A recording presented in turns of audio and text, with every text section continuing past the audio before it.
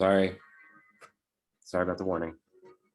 All good. So we are back in the unknown. You guys had just finished off the dolls, and it appeared that the doll maker was in a uh, slumber of some sort. You were unable to waken her up, so you decided the next best thing would be to destroy the big, scary doll that was running amok, and you did so. So much to the point where it is now just a rubble of ash on the floor. The building is heating up. It is to the point where it's almost ablaze. I would suggest getting out of there first, but currently we still have the incapacitated doll maker with the thimble, the snipping scissors attached to her hand. So how would you like to start? We've already tried like pulling it off, right? And it's her hand is just like dead gripped on it, I think is how you put it. Yeah, it definitely seems different now that the doll is dead, and you can tell she's breathing again, and she looks a little bit, she looks to have more color in her, but she is still incapacitated. Didn't Gregory try and like kind of heal her or do some sort of He did try. It seemed that the doll was more like the puppet overtook the master is almost what you were getting the sense of. Now that the doll is dead, it seems like this lady is slowly starting to regain consciousness. She's not a very scary lady, you know. She's definitely older, dressed pretty shoddily, but she looks to be like a normal woman. She doesn't look super evil or anything. well, I'll kind of try and help wake her up then and see if we can't get those Okay. scissors. But just hey lady, kind of shove her um a little bit. Are you okay? You need anything? You know what happened? and with a long groan, she slowly begins coming back to, and she's trying to take in her surroundings. She looks scared. She looks at the scissors. She's like trying to shake the scissors. Meanwhile, it's getting really hot, and the roof begins to cave in. Does anybody want to make a grab for the scissors? I know I'm not the strong person to try this. Maybe we should get those scissors and go. Is what I'll say to everybody else. Kind of. Christopher goes, grabs his axe, and intentions to chop off her hand. Hopefully, someone stops me. But She'll kind of shakily look up and go, wait, I don't know what's going on. Please help me, help me. and Um, then, and- and Go then ahead. Christopher, while she says this, Christopher is just gonna snatch the scissors out of her hands. Yep, and you're From a, able. Yep, you're able to get a really good yank, and it's as if what was binding it just slowly pulls away, and the scissors leave her hand. And before you is just a frail old woman now coughing in this burning building, completely confused as to what's going on.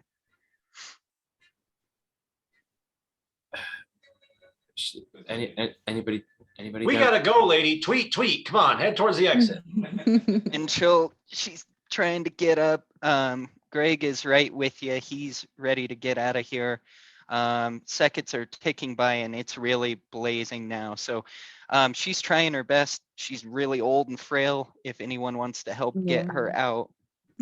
I said Klaus will tweet. help her. Okay. Are we all exiting? Oh yes. yes. Perfect. I'll move her out as well. Yeah, you sense no harm coming from this lady. She came and stand. So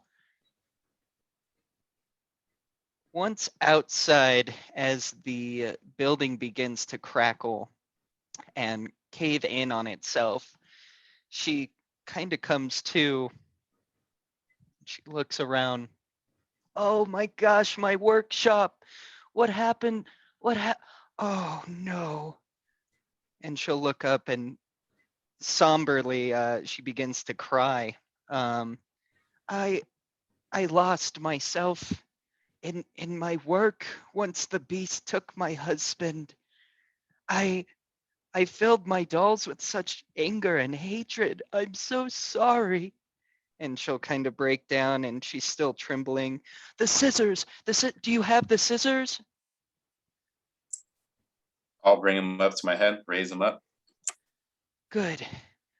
Good. If you have any idea, or I'm sorry, if you have any hope of getting out of this land, you need those scissors. And I suppose, if only my Jimmy was still here. He was a butcher in town, you see, and the beast took him right away from me. And I'm so sorry. I hope I didn't cause you any harm. I'm Adele, and I'm a seamstress. I make dolls here. Um, where is it you're heading next? You need a black turtle.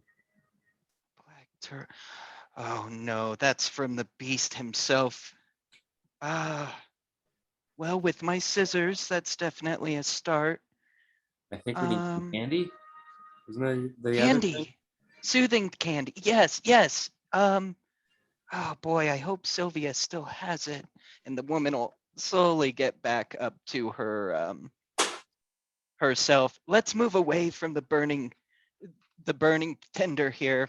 Um, and she will suggest that we walk a little ways away. I'm just gonna theater of mind it because I didn't have anything prepared, but essentially you're just like maybe 20 feet from there. Um, and she she's kind of regaining like her senses and everything. And she looks at the scissors that you have and she goes, well, my sister Sylvia, I think is your best next bet. She's a school teacher, and uh, Jimmy, my beloved husband, the butcher, used to make them all stew.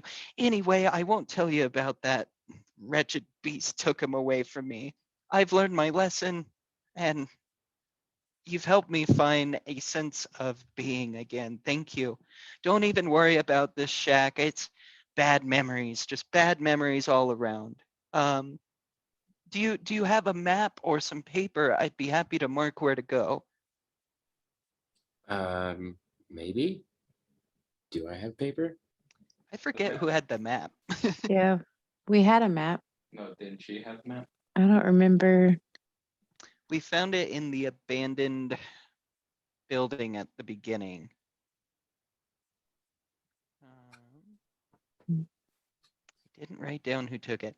Greg has it. He pulls it out of his pocket. Like this? And she'll look at it, and Greg just begins coughing up a fit uncontrollably. So he's trying to like guard himself, and he's just really coughing it up, and he tries to hand it over to her. And she takes it and marks to all of you. She'll kind of explain the paths. So you have the path that you went on. And then there is a path to a schoolyard where you believe her sister is to be. From there, there is a path into an abandoned town. No one really goes there anymore. There was a big fire and everyone had to flee.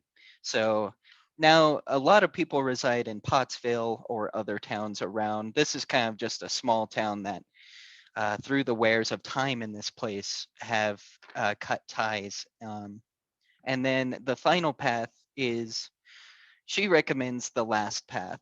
This one with the blood, this is the beast. You'll need all your strength. He took my Jimmy away from me. Oh, my Jimmy. And she'll start crying again. But she does recommend that you all get a good night's sleep and head off to the schoolyard, which is going to be the top right once we venture back to the path. With that said, how is everyone's health looking?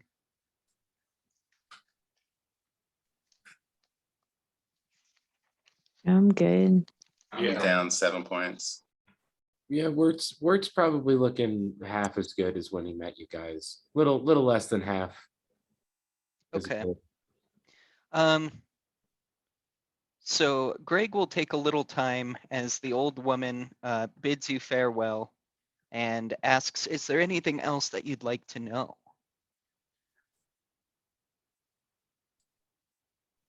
What is this beast? It is the night. It is the darkness in this place. And she writhes. Um, it is the horror of this place. It is the taker and the keeper. It is the unknown. And it's the son of a bitch who took Jimmy. And she'll start sniffling again as she kind of looks back at her shack and longingly gives a sigh.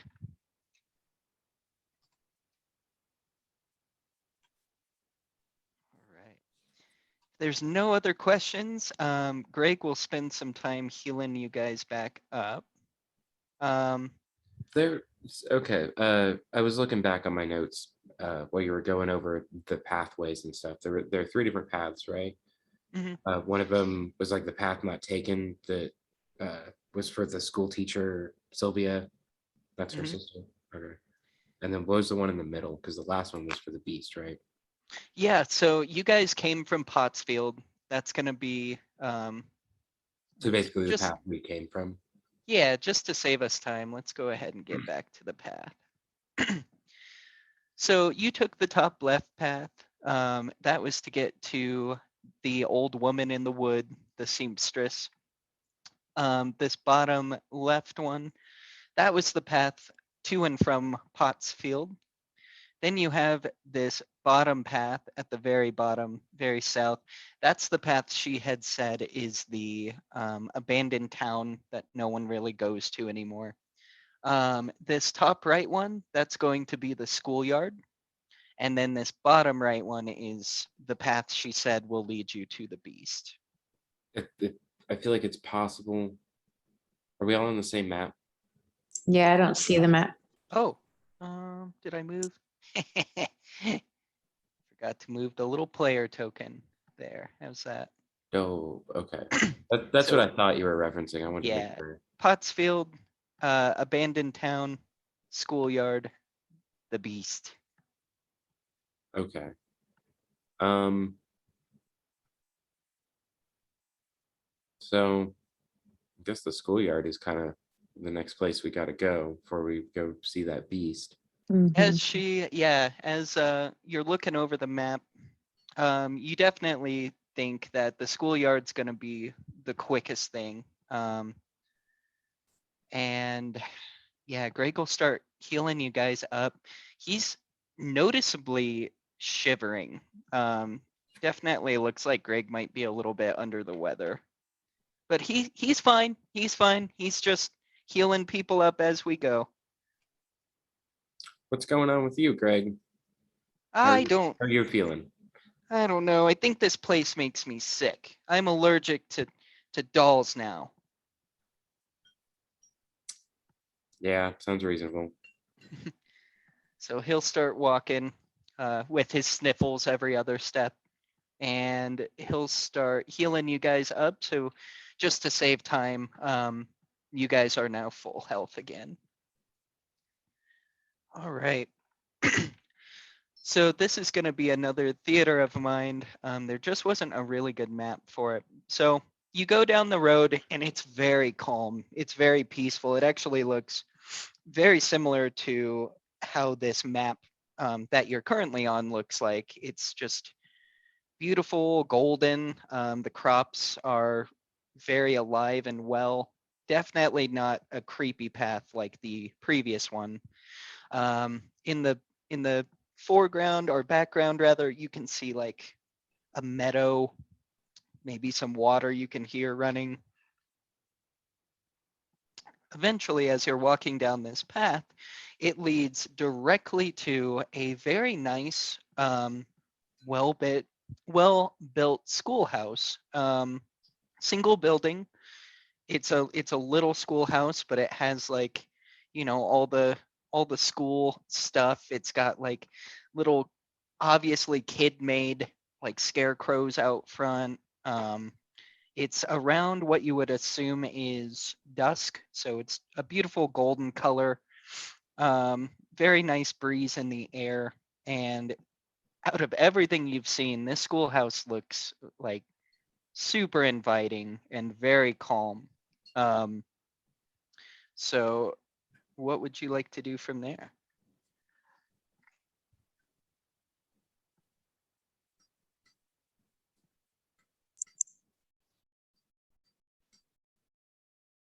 Wert's just attending to his brother, kind of making sure that he's okay as we go along.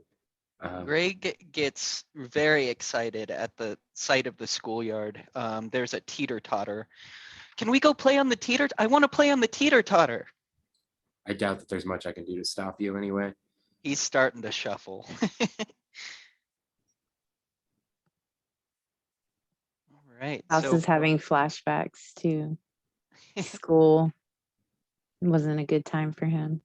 not a fan of schooling. No. Wirt kind of makes like a sideways comment to Klaus. And this is for me watching the cartoon and knowing the character that actually is being played right now. And I'm kind of like, are you sure you're allowed near a school? You're a highwayman. You're, a murderer. You're a thief, a bandit. That is really funny though. I remember somebody saying something about 500 feet, but It I looks, don't see them around. yeah, it looks quiet enough. It's fine. So Greg runs up, almost completely ignoring the schoolhouse itself, and plops down on one side of the teeter-totter. Christopher, come kick this thing.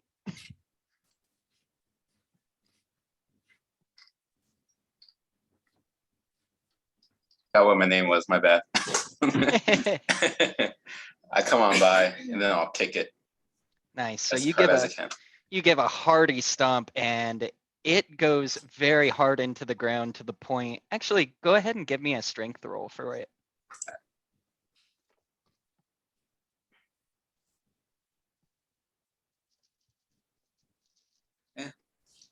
14. Yeah, so you know your strength well enough that if you kick it full might, you're gonna break this thing and send him flying. So you give a really good stomp, enough that it definitely like lifts Greg off, and he has to like kind of hold on, and he hits the ground and just kind of coughs a little, stands up, and it's like he hurt himself, but he doesn't want to show that he's hurt. So he just quietly kind of walks back over and thank you. That was fun. He'll kind of start checking out the school a little bit, and he'll jump over and kind of try to peek in the window, but he's just not tall enough.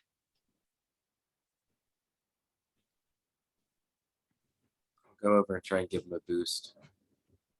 Okay. So with your boost, he's able to get his little head up there and look in. Oh, there's someone in there.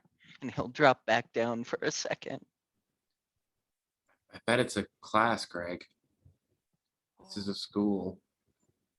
Am I And he able to looks hear? again. Am I able to hear any kind of like lesson being given? From where you're at, it's dead quiet. Okay. But yeah, he'll kind of look again. He's like, no, there's just one. There's only one person in there. That sounds strange. It's a schoolhouse. Shouldn't there be kids here? Did you say it was like dusk though? So he'll look again. He's like, yeah, there's desks, and oh, it's a teacher. She's at the main desk up there. She's not really doing anything. He'll kind of look. Should I knock? Might as well.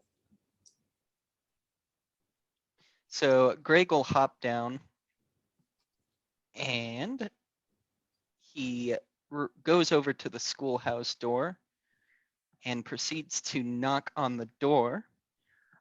What you hear is a little startle, and then it sounds like a chair sliding out and footsteps coming to the door. And you are greeted by a very, very nice looking, well-kept lady with kind of blushy cheeks, and she looks puzzled at you.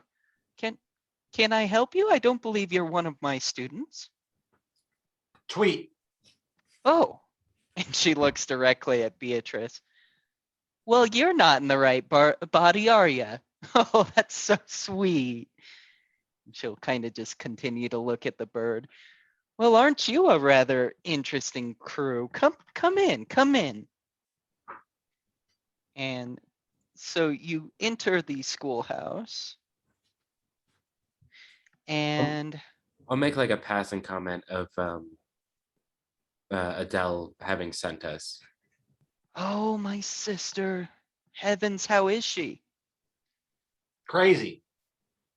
Yeah, I stopped talking to her once she lost her Jimmy. I tried my best. I really, really did, but she was just really into her work and wanted nothing to do with me. So, well, boy, howdy, I left her alone. Hope she didn't cause you any trouble. And she'll kind of go back over to her desk and like organize some papers off to the side. I don't know if she sent us here for the candy or the turtles, but we need Oh. something to get out of this place. We're not really supposed to be here, I think. We need to get home. That does explain the bird body. And she'll laugh. Well, let's see. I do have one soothing candy left. And I just don't know where any of my kids have gone today. They seem to have disappeared. I guess I could give it to you, but I don't think I could just give it to you for free. It would derive from the sweetness of this place and what you need it for. Tweet. Right back at you, and she'll make a little wing motion and kind of blush and smile. So, how about taking a class? Would you mind going through a couple puzzles for me? If you win, I'll surely give over the candy. Yeah. I think that's, yeah. Sure. And Greg promptly sits down in a chair with a little sneeze that he wipes into his arm. He'll look up diligently at the teacher. Yeah. What are we learning? And she'll respond, well, with my kids gone, I guess I don't know where they got off to. Anyway, I guess since it's just you, we'll treat this as a recess. Let's play a couple games. And she'll go up to the chalkboard. And she's like, if you guys can work together, I will give you this soothing candy. So Wirt like she begins. mobily walks over to a desk next to Greg. Perfect. Not happy about being in school, but here we are. Here anyway.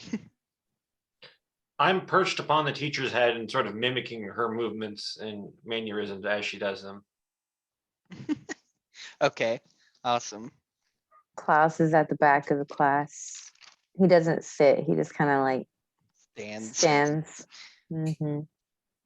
Nice. Okay. So she begins writing. And let me actually write this out.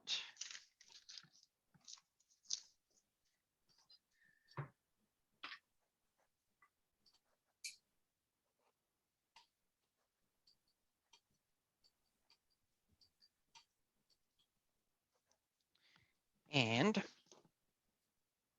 in chalk, as the dust kind of settles, you see that she has wrote down a couple blank piles.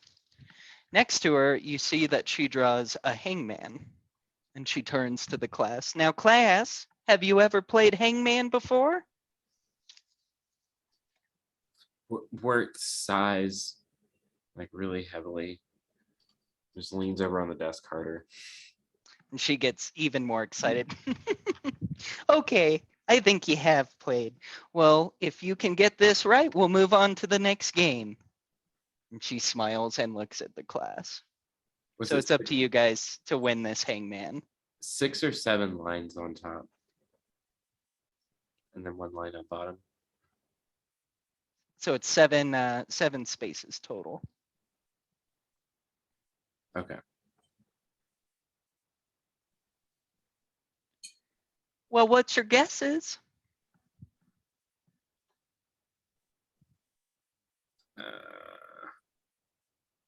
Is there punctuation in this one?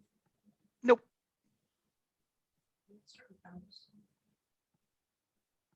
S. 3 S's. That was a great guess. So the first letter is S and the last 2 letters are S. Repeat that again. I'm sorry. Passive Where's the S's? The first letter and the last 2.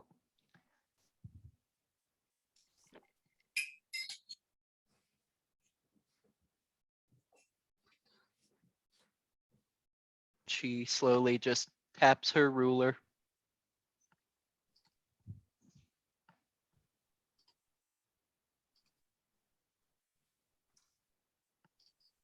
E? An elephant?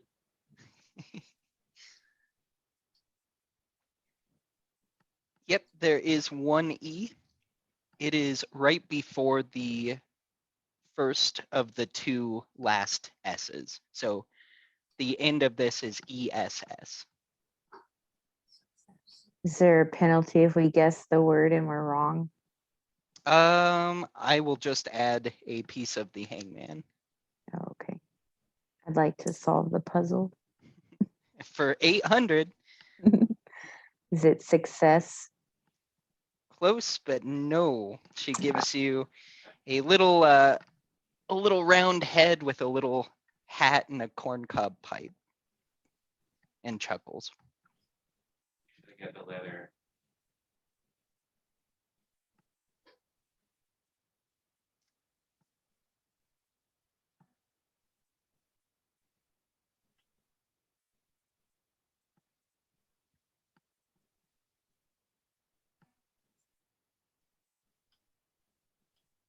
So S blank blank blank blank ESS.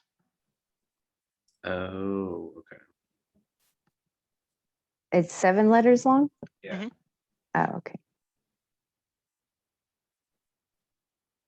So there's 3 spaces in a row that are missing still. There's 4. That would be 8 letters. Yeah. 2, 3, 4, 5, 6, 7. I can't count. It is 8 letters. Oh I shit. was like, I'm confused. Sweet. Yeah, I was like, this makes.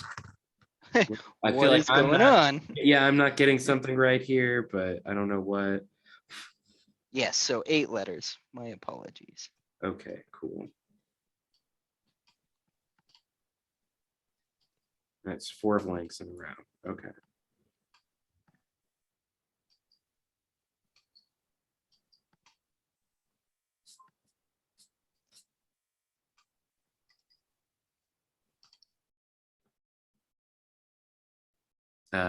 T. As in, Tree. oh, T? Yeah. Nope, no T. And she adds the body part, the torso. What letters have we already guessed that were incorrect? So you have guessed a T and you have guessed success.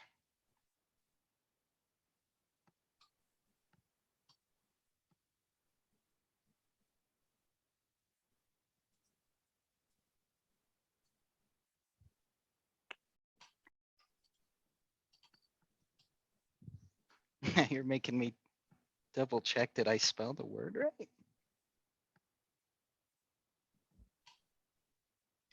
Yes, the word is spelled correctly.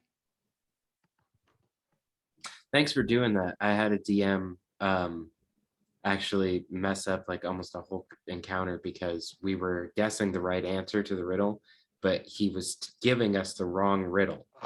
Like he worded it wrong so that when we were guessing the answer, he was like, no, that doesn't sound right. And then maybe like 3 rounds later, after people guessing other stuff that like didn't even make sense, because we were like, no, we had it the first time. He had to look at the riddle again and go, oh yeah, you guys were no. right like several turns ago. That's hilarious.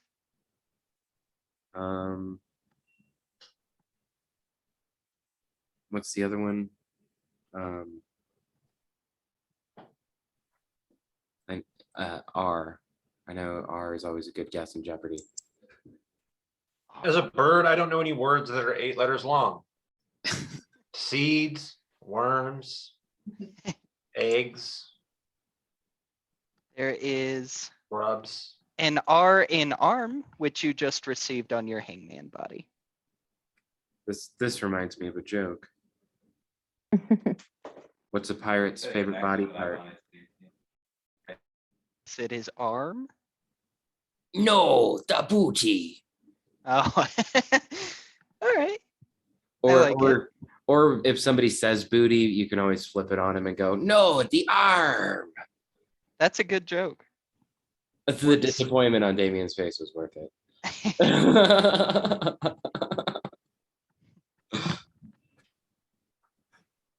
Is it possible I could make an intelligence check or something for a little bit of? Can we phone a friend? Yeah. Do we get guesses? Yeah, I mean, I'd be fine with an intelligence check if you roll above, well, not a nat 20. Oh. Yeah, if you roll above a 10, I'll give you a hint. Can all of us try that, or am I Sure. just? Okay. I rolled an at 20. All right. Nice. I got 15. 15. Okay. So there is one more vowel, which is not an A or a U. And there is 3 consonants that I think should be pretty easy once you get the vowel.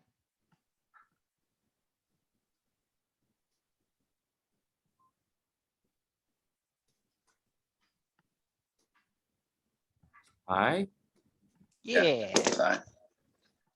So it is now S-I blank blank blank E-S-S.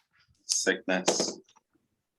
Is it And sickness? She lights up with a glow in her golden amber eyes and fills out the rest of the word and claps for you guys.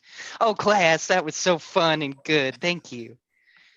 Sickness. And I say sickness because unfortunately where you are, that's what takes a lot of us. It's the beast, and he's known to take people. It's what happened to Jimmy, the butcher in town, and honestly, a lot of the town has scattered because the beast lulls them in. So sickness is the word, but no sickness here. And she'll kind of glance at Greg and go, "Oh, well, I guess one sickness here." She'll What go the over heck? and Whoa, slow down, lady. What are you talking about? He's just got a cold. It's just he's allergic to dumb, crazy dolls. I don't know what you're talking about. You ain't sick. she'll kind of look at him a little bit. I don't know. I had one kid that kind of has the same symptoms. Hey, do you have anything under your arms? And Greg will kind of look at her with a weird look and go, I check What do under you- my wings. and he'll see Beatrice do it and throw his arms up. And sure enough, he's got like a black vein that's beginning through one of his arms. Gross. And No. the teacher is puzzled. I'm just a school teacher. I'm not a doctor. We sadly don't have any doctors left in town, but I think he'll be okay. Just keep an eye on him. And Greg will kind of put his arms down with a thumbs up. But she swiftly turns back and goes to the desk, and she pulls out a small music box. It's like one of the Jack in the Boxes, but it just plays music. It doesn't look like it has a lift. She's like, all right, well, for our next game, it's gonna be name that tune. So I'm gonna play a tune from what I imagine is your time. And if you can guess it correctly, you'll be one step closer to getting this candy. So she starts cranking it.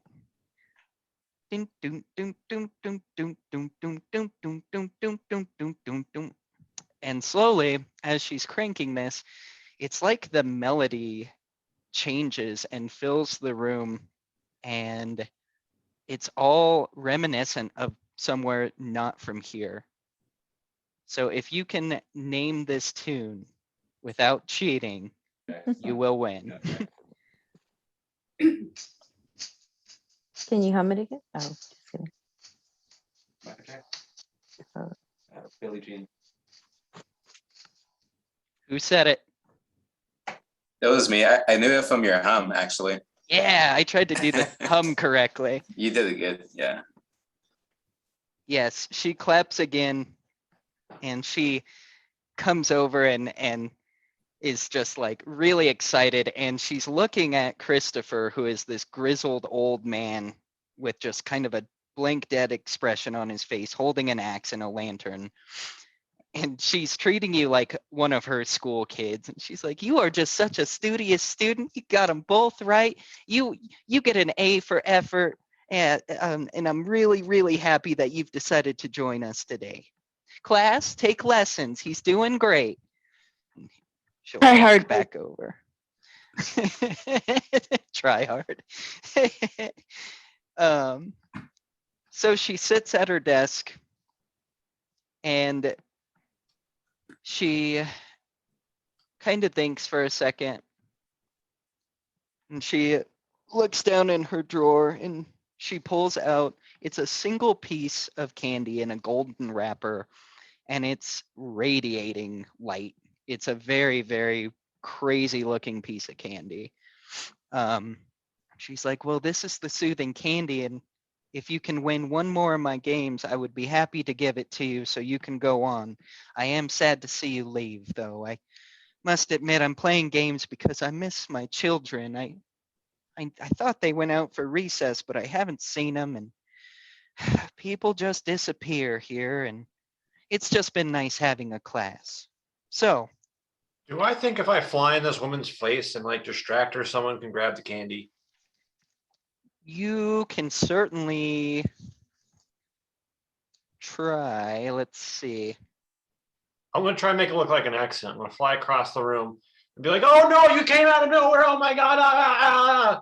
Like you know, that birds kind of like freak out like that. Sure. Are you gonna attempt that now? Yes. So Mid, she's like kind mid of sentence. she's tipped back in her chair talking, and this bird just comes flying in and starts like getting in her face, and she's confused, and oh Lord heavens, oh my goodness, and she's like trying to help you, like she's really all about trying to grab you and make sure you're okay. But she is distracted. That's making me at the freak moment. out legitimately. No touching.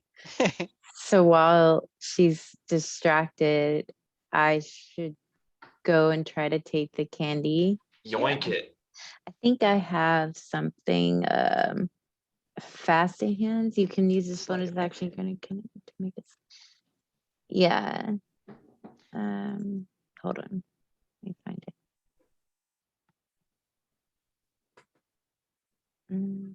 Yeah, So fast I don't hands. have, yeah, I have fast hands, but I think I have to use it with thieves tools. I don't know. You can Yeah. use to make a sleight of hand check, use your thieves tools to disarm a trap or open a lock. Or take the use of an, oh no, that I don't think it would work for this, but I What could you use Yeah, you have sleight of hand. try. Go ahead and roll just a sleight of hand check. It's on your Okay. skills.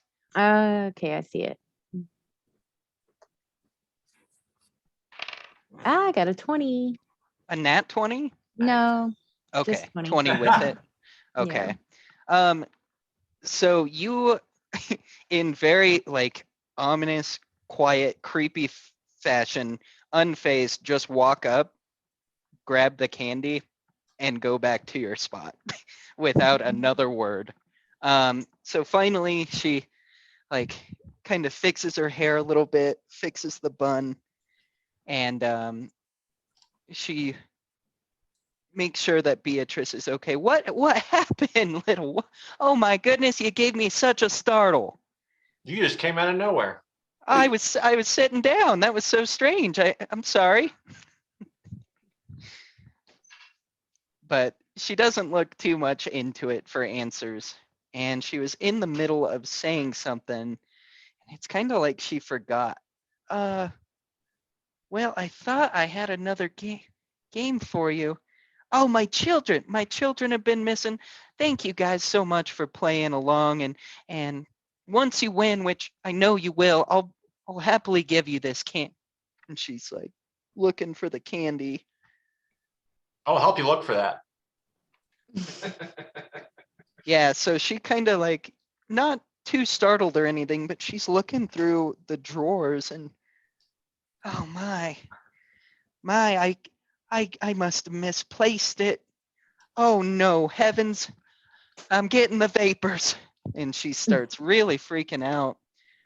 Without that, there's no way home. I can't help you get home. And she like starts pacing and she's like checking through everywhere. She could have sworn it was in this drawer and she lost it. It's very clear that she feels bad. And Greg goes, "Oh, well, we have it already," with no filter. And Wait. No, she stops and looks at Greg. you're sick. Greg, Sit back down. You don't know what you're talking about. yeah, and it's he kind of like, yeah, sorry, I'm just sick. That's right. So she's Sick. kind of onto it. She gets a 19. So she has a good feeling that the bird was a distraction. Can I try a deception check? Go for it. Meh. Not that bad. That was real common. Okay. 17. Plus 17? 3. Yes, plus Nice. 3. Class, did one of you steal that piece of candy? That was a dirty 20, by the way. I feel like I said it weird. Okay. So she'll announce that and feel free to describe your deception as it does work. Work goes on like a melodramatic kind of monologue about how everybody's always convincing him of being a thief, and he's always at the point of people's accusations and all this kind of stuff. Oh no, Just like really no. heartfelt and trying to like guilt trip the crap out of her. Okay. It works. She feels terrible. She looks distraught, and it's almost as if the lively, very pretty woman that greeted you so graciously and allowed you into her class has just given up. She sits back down and scratches her head. Well, class, I apologize. I guess you're free to go. I can't help you any further without that candy. If you find it, you're on the right track. With the scissors and the candy, the next place to go is the place of no return.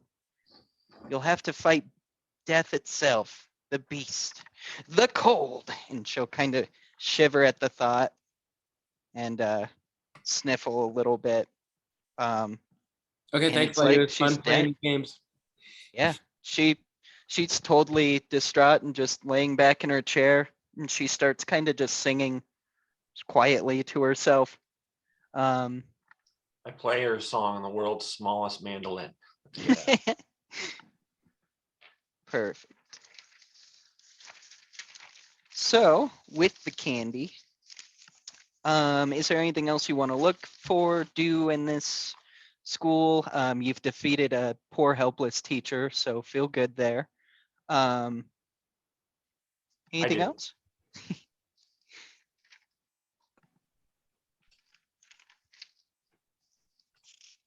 All right. Is there by chance? No, go ahead. I'm sorry, Beatrice. No, go ahead. I really didn't have anything. Is there anything that might resemble a weapon? I'm hoping for like a toy slingshot or some shit. Let's see. In the classroom, I mean, there's a ton of desks, and it's neat and organized, so it's clear to see which desks were occupied. You think maybe if there was anything, maybe the teacher would have took it and put it in maybe like a lockbox or behind her desk or something. Okay, before we Um, leave, I want to try and say something to the teacher as far as like, we have to fight this beast, and if we couldn't get the candy from you, is there anything that, some confiscated materials from students that might give us a fighting chance? That is fair. I mean, not really. The candy is all I have to offer. It honestly was the last sweet thing of this place. I was ready to give it to you, and I will never forgive myself for losing it. I am so sorry. And you shouldn't. And she'll start kind of rifling through to see. I did write something down. I just gotta find it. You don't have a wooden paddle? No wooden paddle. Not that kind of teacher, huh? She has New school. dunce. She has dunce caps, but that won't help you here. I know oh, right here.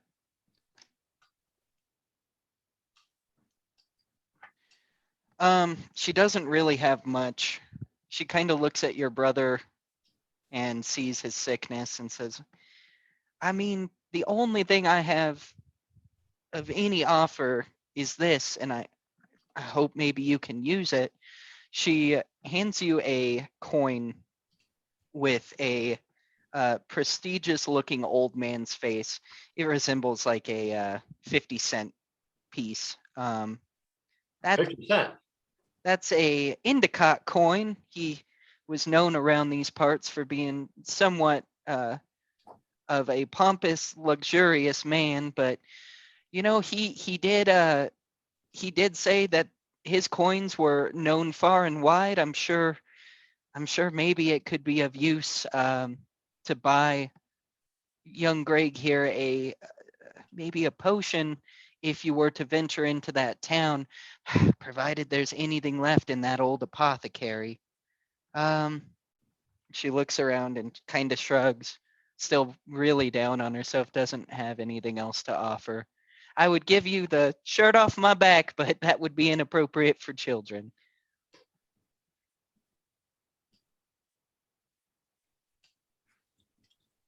Well, thanks, lady. I think you've given us more than you actually know. I try. And she sits back down. Oh, if you see my kids running around, well, tell them to get back in class. Recess is over.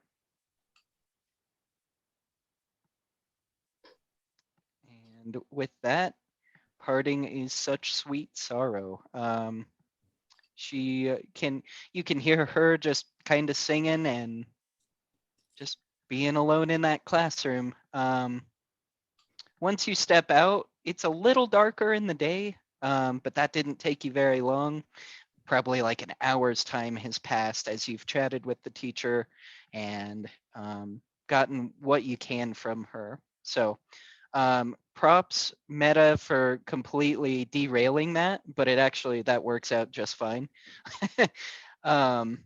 That way we have plenty of time to do the last part of this. So You had do- a beautiful end for that encounter. We just kind of decided to make our own end for that encounter.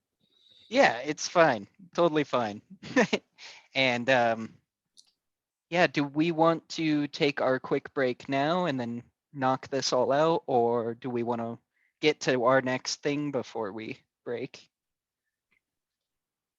I'm down to keep playing for a little bit if you guys are. Yeah. So as you leave, yes, it's getting a little bit darker. Greg is definitely starting to feel a little bit worse. He's kind of like scratching a little bit. And just looks a little down in the dumps, but he's keeping up fine, and he didn't have to do really anything except sit there for that and almost ruin your plans. So he's walking along. Eventually you go back down that same path and you get to that fork in the road. I'll definitely say to the group, I feel like we all might be thinking it, but we probably need to gear up before we go fight this thing. I am a bird. You never know. We'll find a little ping pong ball and we'll just cut it up and put it on your head for a helmet. You guys want to try to find a potion for Gregory? And he kind of looks up at Christopher with like these glazed eyes, and like you can see kind of bags in. It's like this place is taking it out of him. He's like, I'm fine. We don't need to do that. See, he's fine.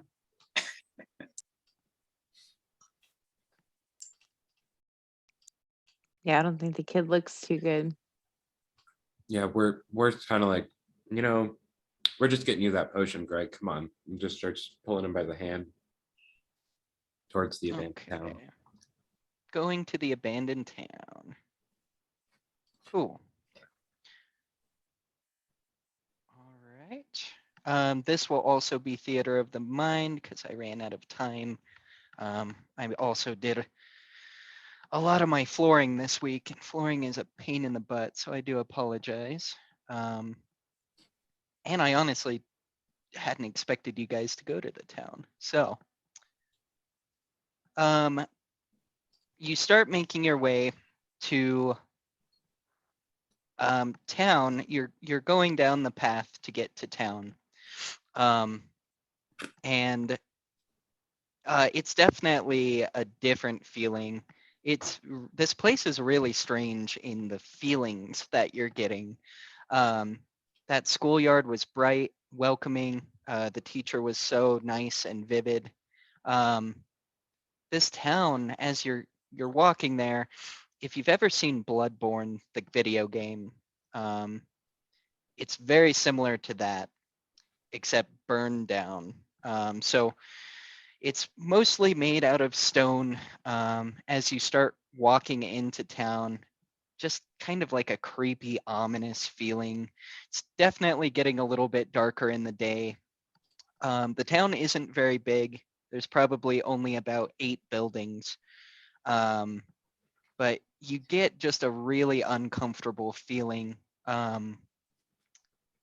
And you're not sure which of these buildings actually is the apothecary. There's no visible signs from walking into the town, at least, that you see. Actually, give me 1 second. I'm gonna steal one of your Please do. maps that you have. Do it. Hell yeah. That way I can at least give some frame of reference. I like having a map, makes things easier. Just make sure to bring this with you whenever you find a good one. Nope, just for me. That's what you get for derailing my schoolyard plans. All right. That will work. Let me get you guys in here.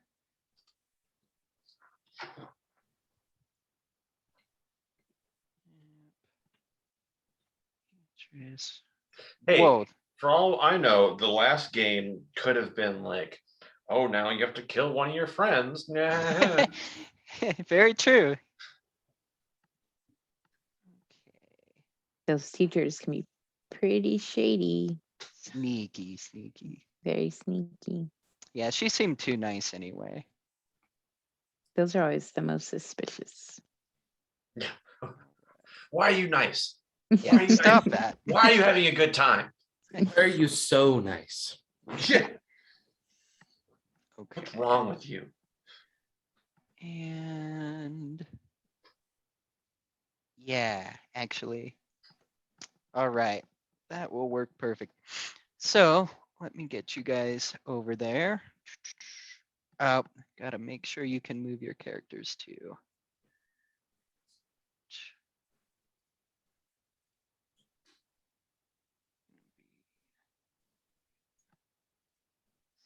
And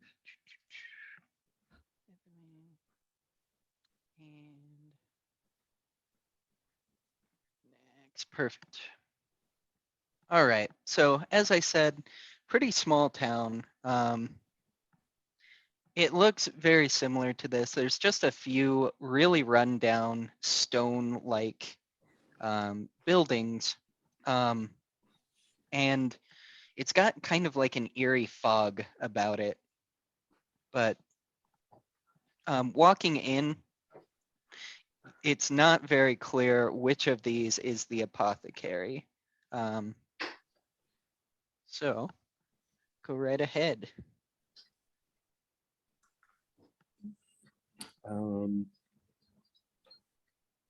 So Do these buildings have windows? What's left of them? Yes, most of them are similar to that map building in the middle. It's just run down, burnt, in rubble, as it were. well, I'll check out the smallest one first, I guess, the building in the middle, if there is one. Okay. So based on the map, you're kind of going right in the center of this town. Mhm.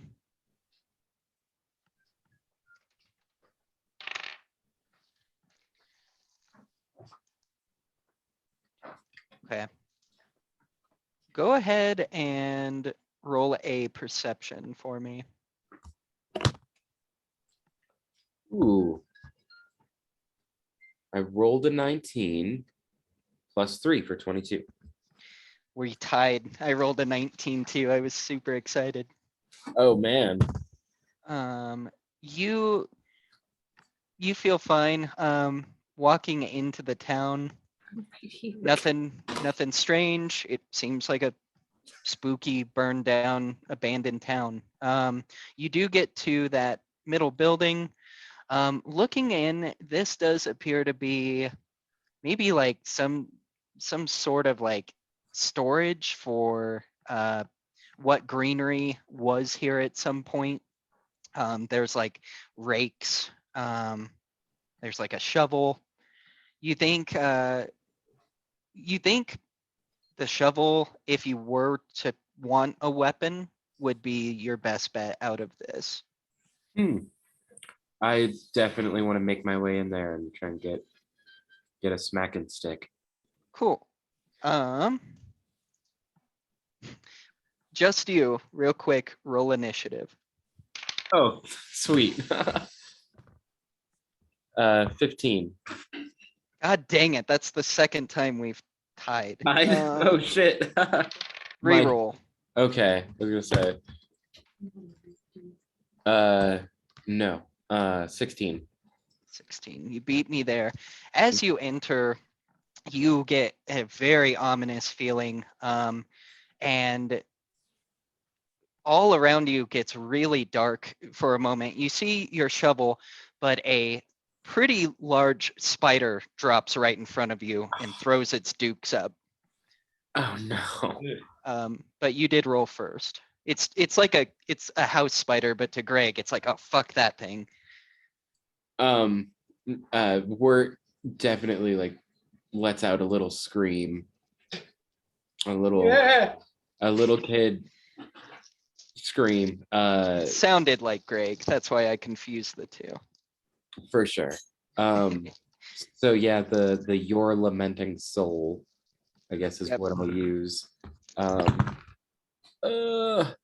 Gross. I rolled a 7. So it's like you open the book, but you're kind of like scared about it, and the spider just like hisses at you, and moves some of its legs in a creepy fashion. Let's see. I never want to come back here. How does a 3 look at hitting you? Pretty unlikely. My AC is 14. Okay. So this spider, it lands on you, but it's just a spider. It doesn't do anything. Okay. It's like still a similar shriek. It's like at the same pitch and everything, but it's just a it's just now actual words instead of just garbled. What the fuck? It's just get off, get off, get off, get off, get off. I'm just screaming at it. And you feel like a bare arm, like it's a spider. You could easily just, Okay, I rolled If you wanted. 16 this time for a total 19. there you go. Yep. So you kind of freak out, and as you're batting this thing away and kind of shoo it, you see it smacks against the cabin wall, turns over, and is dead. Good, good battle, friend. Shed's clear. Feel free to grab that shovel if you want. I feel like you've earned it. Sweet. Hell yeah. I walk out holding the shovel high above my head. Just proud. I don't care who sees me. I've just got it. Awesome. All right, and I will update your player, I think. Yeah. Hell yeah. I'll make sure to give you that shovel on our break. All right. So, yep, that seems to be that building. Anyone else looking at Yes. these other buildings? Can I look at this one, the one next to me? Yeah. So, go ahead and roll a perception.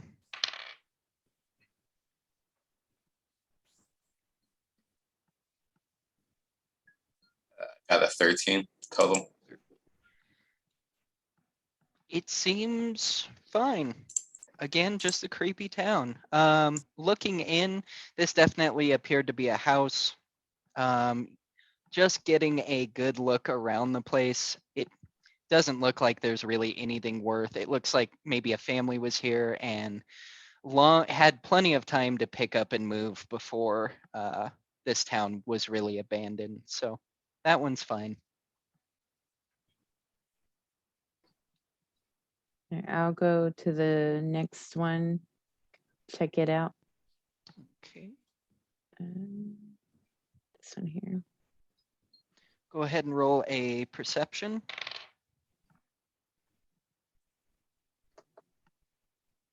Yeah, 12.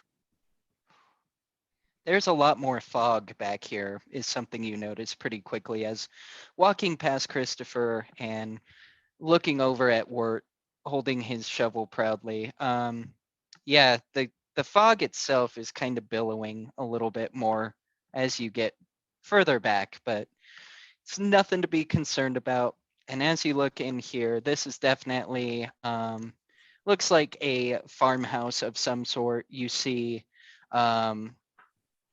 like bags of grain, like a pot. It looks like maybe a chest is in there. Okay. Nothing looks like dangerous or booby trapped. You can, do you have a roll for traps or anything? I don't think you do. Usually it's like a proficiency bonus unless you have a skill or feat that says otherwise. Yeah.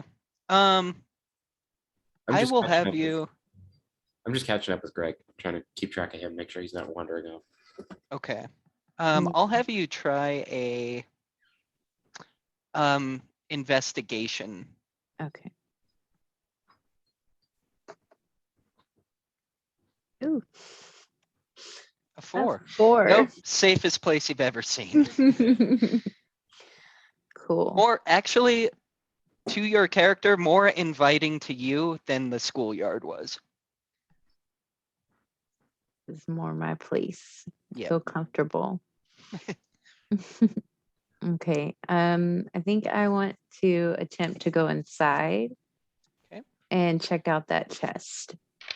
How are you getting in? The door. Okay. Hmm. So what's left of the door, it's kind of broken down. It's pretty shoddy. When you open it, it's like it's being blocked a little bit by something. So you kind of push your way through it. And what had happened was a dresser on the side you couldn't see had fallen. So it's kind of like you push the door open and this dresser falls on top of you. Fortunately, it's been burned. So it's not very heavy. You are going to take 3 points of damage though, as it startles you and kind of like splinters you a little bit and just like gets onto you. But that was about it. You seem to be fine otherwise. It did make a lot of noise though. Okay. So I'll just kind of like brush myself off, look around. Nobody saw that. I'm good. I don't call for help or anything. I just want to, pretend it never happened and then continue looking and head over to the chest. Perfect. And then before, like, I want to investigate the chest itself again around that area if I can. Yep, go for it. All right. So after all this, I'm a little more taking my Cautious. time, a little more cautious. Yes. So I rolled a 19 this time. That is much better. You see that this chest has some burning on it, but you're very clear. You've stolen 1 to maybe 300 of these off of carriages over your time as a highwayman. Simple chest with a very shoddy padlock on it. No traps. Okay. Good deal. So does it look like I would be able to break the padlock or I can attempt to break it? Yeah. Or I think I have thieves tools. Yeah. I should be able to use those. You should have thieves tools. And then how would you roll for that in regular D&D? That would be a Sleight of hand still. okay. Okay. So I'll roll sleight of hand. Yeah, go for it. 18. Yeah, you just break this thing off like nothing. Swinging it open, you find a really nice. It's like when you're a beekeeper, you have like that really nice protective padding. It's similar to that. That's the only thing you can think.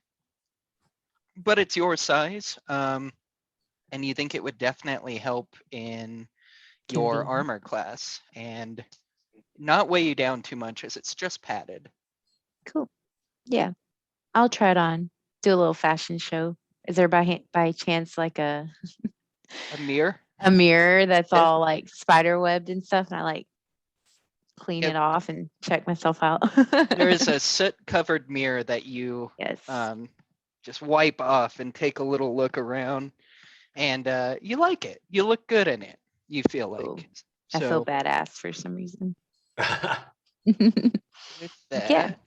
I'm going to boost your AC to 16. Sweet. All right. And then I'll slowly make my way back out and just kind of prance around. Not really prance, that's not the right word, but like I want everyone else Strut. to notice. Yeah, strut. That's the more masculine term. Oh yeah, kind of strut around and show off my new gear. Very nice. All right. No medicine kid. Sorry. Yeah, he's kind of checking out what's left of this pond, seeing if there's any fish. Little cough. So I'm a bird, and when I get sick, it's usually because whatever animals I'm eating haven't digested. And as a bird, I don't have digestive acids, so I have to eat, or rather I do, but I have to eat little rocks to pass things through. So I think the same thing is going on with Greg. I am flying about looking for suitable sized stones, which he needs to consume to be able to pass through. As I'm searching around, do I find anything interesting?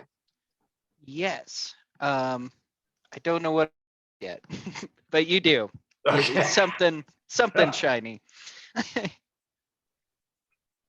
All right. Christopher, why don't you check out another house? I went to the next one on the bottom to the right. Perfect.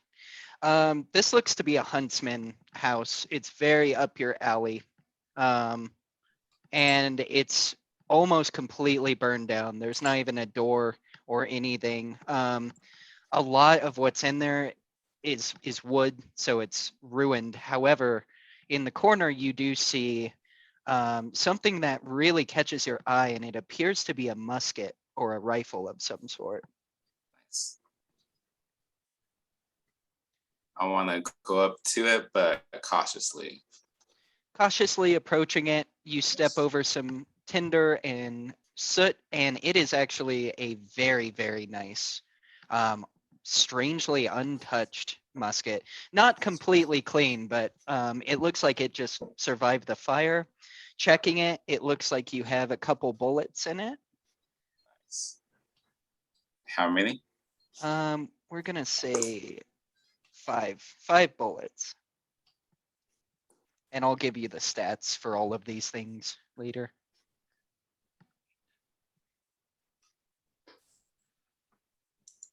Do I see anything else in this house? That's about it. The rest, it's so burnt down that not much left.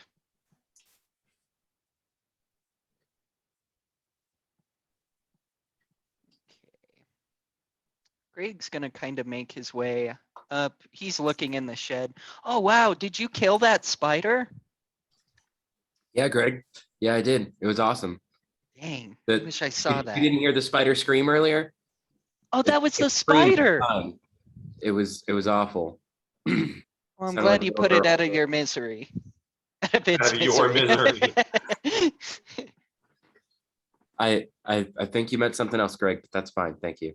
He just blows bubbles with his mouth. All right, so that's about it. Two buildings, three buildings left. I'm gonna say this one isn't there. It's burnt down completely. So it's just these two that are left. Checking Oh. there. Yeah, I can check that one. That does appear to be your apothecary.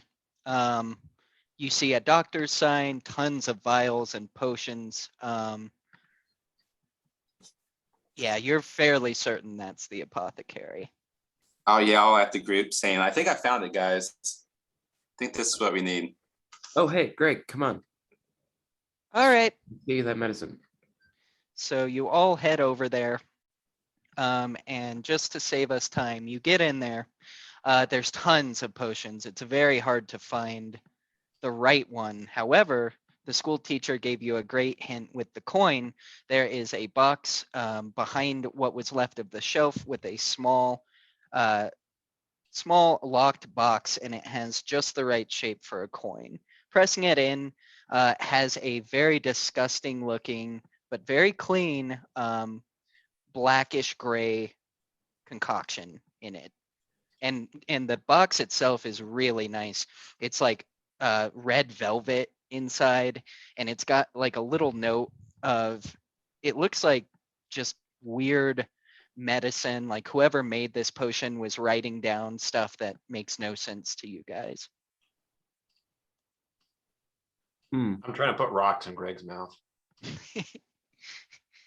He Good doesn't for you, kid. he doesn't deny. And then so I- taking a rock, I swat the bird away and I'm like, you damn bird, don't feed my brother rocks. What is going on? Good for that digestion. he spits them back out. I guess thanks for trying to help, but no, we don't need your help. It's okay. I'm going off a little bit the show too. I know Wirt doesn't like Beatrice, but whatever. It's great. Okay. You feel like there is nothing else. It is getting darker by the minute. So you want to probably get out of this town as the fog is becoming very heavy now. Where Klaus recognized it earlier has been completely overtaken, and it's a very ominous, dark feeling. You begin to feel like you're being watched. I bet it's the beast. Can I get Greg to take the medicine? Does it have an effect on him? Yeah. He takes the medicine and writhes. It is disgusting. He's like, oh, give me the rock. Give me the rock instead. But after a couple minutes, he coughs and rubs his eye a little bit. He's like, oh, my stomach feels bubbly. Some rocks. Need those. But it at the moment doesn't seem to have made him any worse or any better. He ingested the full potion, and from everything you got from that school teacher, she meant you no ill will. So we'll see. All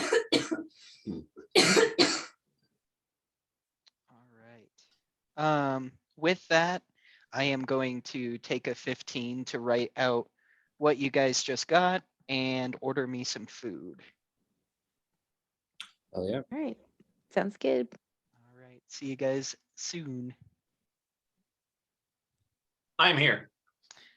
Beatrice, you found a whistle as you were searching through the area for rocks. It is a whistle and it works pretty much identically to Cone of Cold when you blow it. It just Okay. wouldn't allow me to put it on your spell sheet. Okay. So I dropped Cone of Cold in the chat. It is weaker than Cone of Cold. On a hit, it's going to do 4d4 instead of 8d8 because 8d8's ridiculous. What chat? Oh, I dropped it in the Facebook chat. Facebook. Okay. Yeah, so that's how it works. But it will do 4d4 instead of 8d8. Okay. Cool. So with that, your character sheet should be all good to go.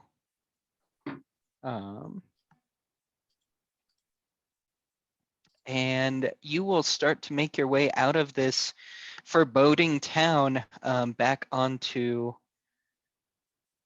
the well-known map. You know it, you love it. Wirt is like chipper kind of for the first time. Like there's a little bit of an upside, like starting to get some things. Brother's looking a little better. He's just like reciting really bad poetry off the top of his head. It's not necessarily bad, but it's so it's just so emotional teenager that it's awful. It's like, maybe it's all right if it were on paper and you read it in the right mood, but it's just like way too much right now. And he doesn't give a crap. Greg will look up and go, well, I was feeling better. And he'll keep walking. But yeah, so it is growing darker. The Christopher lights his lantern, which illuminates quite a distance. So you guys are able to see completely fine as you make your way down this final path. What you notice is you still feel like you're being watched. It's definitely just a foreboding feeling of, as it gets darker, it's just a creepy feeling of being watched. So you begin making your way down. You're fully ready to go. Greg does look a lot better. You've got some new toys, and Klaus is strutting their stuff as they walk with their new armor. And it takes a while until you get, let's see, is it this one? Nope. You continue down the path, but it grows darker pretty quickly, and the dead forest is getting thicker as well as you continue on. Eventually, you get to a point of walking where it's almost dead silent. It's like all life has left. It's just your footsteps as you're walking through here, and you stop as a noise suddenly catches your attention for the first time after walking in quite a while. Definitely- Whoa, I got a bad feeling about this, guys. Definitely a sound. It sounds like almost like a big creature stepped on some dead tree branches or something. Hey Beatrice, why don't you go over there and check it out? Just go do a pass by. Is there anything shiny over there? It is pretty dark. You see nothing shiny. Yeah. No, I'll flutter over slightly. Okay. So as you flutter, go ahead and do a investigation. I was kind of expecting from Beatrice I'll go over there, but not because you told me to. I'll go get 15. rocks. 15. You notice what looks to be like the remnants of maybe like an apron. It's like very messy, dirty, and bloody. And it looks like it has been turned off, like torn off of something. About that time, you hear a very gross gurgling sound. It's like if a pig could gurgle while also squealing. It's a Oh, I've heard that, very, man. yeah, you know. It's a very guttural, very ominous sound coming from Is the there thick blast beats accompanying it? You might hear them on the trees as the thick of the woods begin to move a little bit around you. It almost kind of sounds like a double bass is or maybe even blast speeds are coming at you. Guys, there's a thick metalcore band going on. Yeah, but it's too dark. All you can hear is the sound, and it sounds like something is coming your way, but you can't see anything yet. I get the same feeling like from Jumanji, how you hear music drawing it to you. Doom, doom, doom, doom, doom, doom. Yeah. Instead, it's just brutal metal. Wee. Yeah. Chris first gonna man up and he's gonna walk over there with Beatrice with his light. Yep. All right. So Greg kind of hides behind where as the sound grows louder. As you shine your light, what is in front of you is a monstrosity. It's tiny though. No, sorry, it's pretty big. Here we go. Coming out of the wood here, you just catch a glimpse of like a grotesque half monster, half human creature that is holding a gigantic butcher knife. And it squeals right in your face. And go ahead and roll give me a constitution.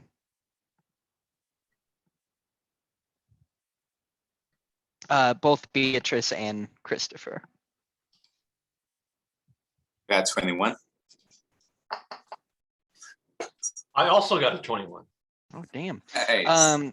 So you think if it had been any closer, its squeal would have you would have smelled it and it would have been really nasty, but you're just far enough behind. And we are gonna roll initiative.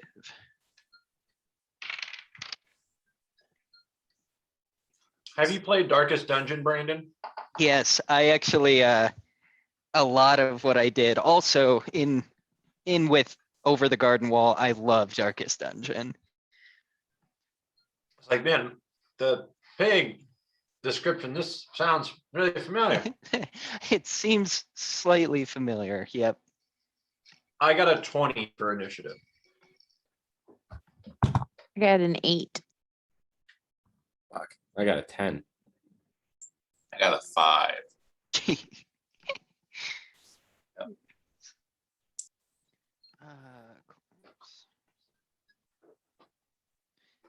And then Wirt got a 10.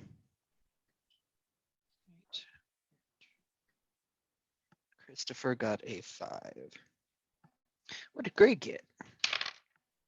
He got a 6. It's okay. The big thing didn't roll so high either. It's as if you startled it too. So yeah, as it gutturals at you and raises this gigantic butcher's axe, it snarls and Beatrice gets the jump on it as Christopher is holding the light up to it near the first to see it.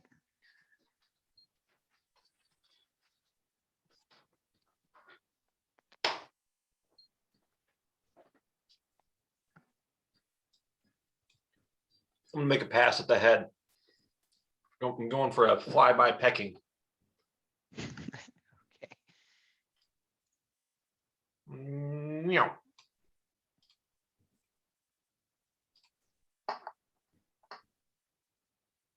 Dirty 20. All right. I'm sure that hits. Where is it? Oh, there it is. All right. So with a dirty 20, that does hit. For 3 damage. A whopping 3. Yep, you peck it on the head and it's as if it didn't even know you were there. It's just got these glazed over eyes, really sunken in, that are only visible when that light is hitting it. They kind of pierce and they're just constantly jotting around trying to figure out what's going on. With that, Klaus, you hear the squeals and spooks, the sounds that you don't like. It is your turn to move and take your turn.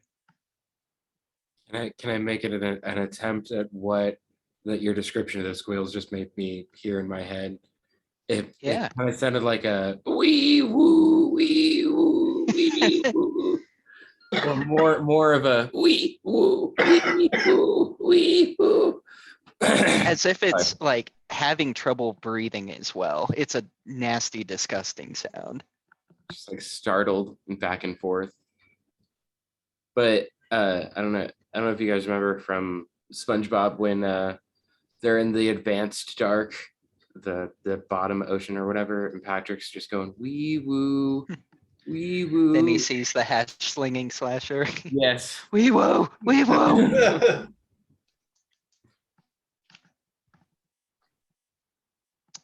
All right. And Klaus?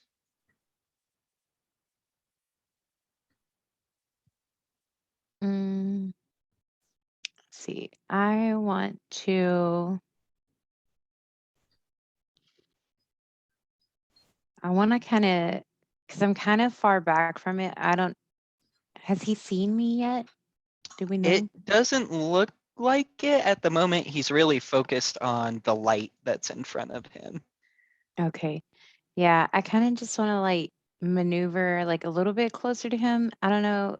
It's kind of hard. Like if I could kind of get in like behind this tree, like maybe Yeah. around here-ish, Sure. and just kind of like sneak up on it and get a better vantage point. And then maybe go in from, well, that's probably all my movement though that I could, I don't think I could get any closer than that to it in this turn, could I? Without using an action, no. I mean, if you Okay. didn't want to use an action, you could, but Okay. Mm.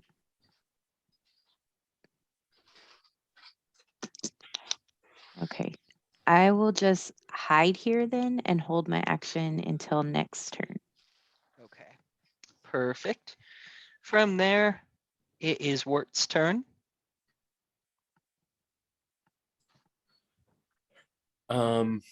I've still got, no, okay. Yeah, you, Klaus ran it past me.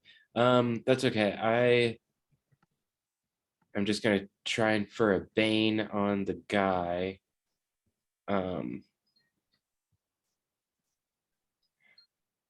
So it's a charisma save of 12.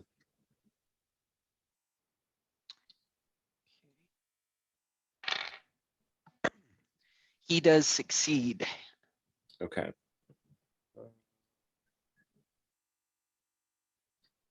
So nothing happens if you succeed. Okay. So bonus action, I'll inspire Christopher. I'm just like, kick his ass. Your axe is cooler. Awesome.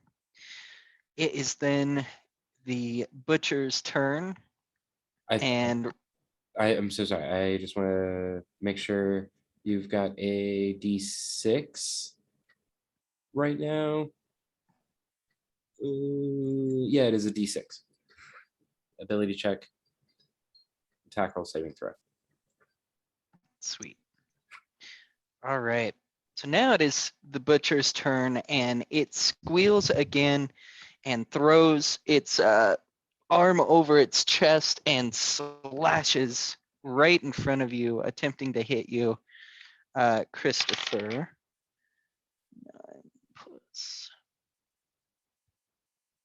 Does a 11 hit? No. Cool. So it's like the light is really kind of upsetting it, and it just barely misses you and cleaves into a tree next to it, knocking the tree to the ground. And it kind of slinks a little bit, and then it's going to try and scratch at you with its free hand here. And with a 4, it is just really kind of confused and doesn't quite get you. And then it will be Greg's turn. Greg's just going to run up and hide behind Wirt, kind of watching, not sure what to do. And then it is your turn, Christopher.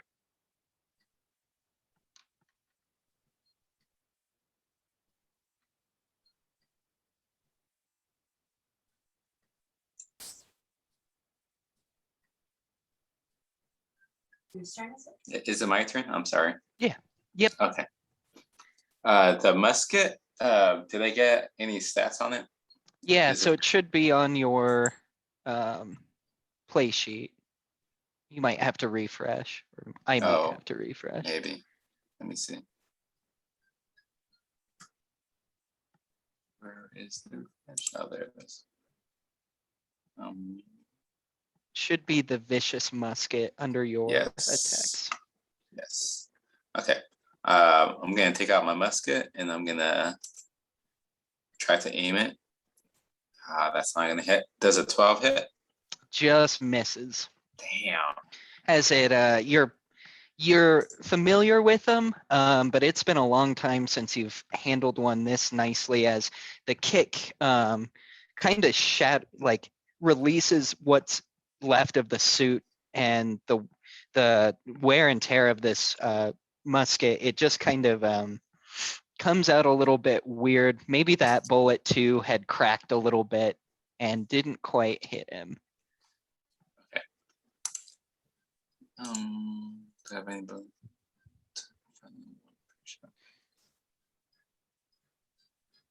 See, I think that's it. Okay. I'll end my turn then. all right. All right, back to the top with Beatrice.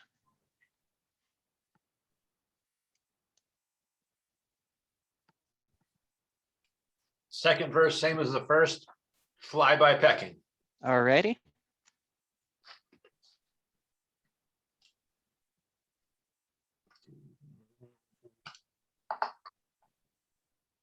$19 That is a hit. for 4 damage. There we go. Definitely notices this time. You peck it kind of in the ear, Donk. like kind of startles it a little bit, and it kind of rustles as you fly by. All right, Klaus, your move. Okay, I am going to stealthily climb up this tree using my second story work ability. All right. And then now from this vantage point, I'm going to take out my stabby stab dagger. I'm going to take an awesome leap down toward this nasty Monster. creature and try to get him in the neck. Perfect. Yeah, go ahead and roll for it. Okay. What should I roll? Just On the yeah. dagger? Yeah. Okay. Does a 15 hit? It does. It just hits. Go ahead and roll with sneak attack as well. Okay. Does that just give me advantage Let's on see. the damage? If you Yeah, have, so if you have it'll- advantage, sneak attack. Sorry. it'll be the 1d4 plus 4 and then an additional 2d6 down there at the bottom on your sheet. There's a sneak attack on other. Okay. So 6 on that plus. So I got 6 on the attack and then I got 8 on the sneak attack. So do I add those together? Yeah. And so that, what's 6 and 8? 14? Cool. 6 and 5. That was a really good hit. It was not expecting something to drop from the tree. Sneaky, Perfect. sneaky. All right. So you kind of go in and just hit it right. You cleave a bit off of its back, actually. And as you do so, you cut through what appears to be some kind of necklace on it, which falls to the floor next to you as you kind of land behind it. So if you want to move your character to the south of it, move it up a little. Yes. Like down Perfect. here. Yep, that'll do. Okay. From there, it will be Wirt's turn. So having this new handy dandy shovel, I think I'm gonna try and give it attack. It's some use. I'll tell Gregory to stay here. Okay. Try and stay safe. I'll be right back, kind of thing. I'm gonna just take the shovel and try and kind of like just lance into it. Okay. So, because it has the reach property. So does that mean that I can attack without being in the 5 foot? I would give you 10 foot. So kind of like right behind where Christopher is, you would be fine. Or anywhere kind of in that radius. Okay. So yeah, I'm gonna run up and give him a poke from as far away as I possibly can, and then run back to. I forgot my brother's name. Gregory. Greg. Okay. So just running in, trying to hit it, and then running back. Sweet. I have a -1 to damage and a hit, and I rolled a 0. Okay. Yeah, I'll see how that goes. Let's just call the -1. I mean, you're a wimpy. You're a poet. You're a theater kid. Not your that's why I was forte. that's why I was like, he's not gonna actually attack with it. He's just gonna run in. I was like, you know what? I'll give it a shot. Okay. All right. You do so, and as you kind of run up, the thing like looks at you and snarls, and you're like, "Yep, I tried. I'm doing stuff." I just walked up and waved it in his face. I cooled him off for a minute. I fanned him. Yeah. Like, could not have embarrassed myself worse in front of Christopher. That's yeah. If it was even All right. possible, it was like so bad. It was definitely hilarious for you to watch whatever happened. Awesome. You run back to Greg, and Greg did stay put. He's going to ready his action if this thing mauls into someone. Whoops. He's going to move up a little bit and cast Cure Wounds on them. And then it is Christopher's turn. Did the bad guy go? Bad guy hasn't gone yet. He's going to go. And he's, Before his total turn goes, could I just use my other bardic inspiration? yeah. Where are Uh, you using it? I'm just gonna call out to Klaus. I have no idea where he went, but I assume that he's still helping in this fight. I'm just like, Klaus, you've got the sneak and stab. Hit him with that old left right, the good old sneak and stab. All right. So the butcher snarls in pain from the sneak and stab, as it were, and he's going to use hunger for the small. So if he hits, it's going to be a doozy, as he's kind of riling up. And his biggest opposition right now, as he didn't see where that hit, it's just this big, large figure in front of him with a rifle. So he's going to aim for Christopher again. Does a 14 hit? No. 14 misses. He slams into the ground next to you, and it's like it puts a little bit of fear in you. Had that hit, it would have done quite a bit of damage. But luckily, he just barely misses you and kind of snarls as his butcher axe clings into the ground and sparks a little bit on what rocks are below. We are now at your turn, Christopher.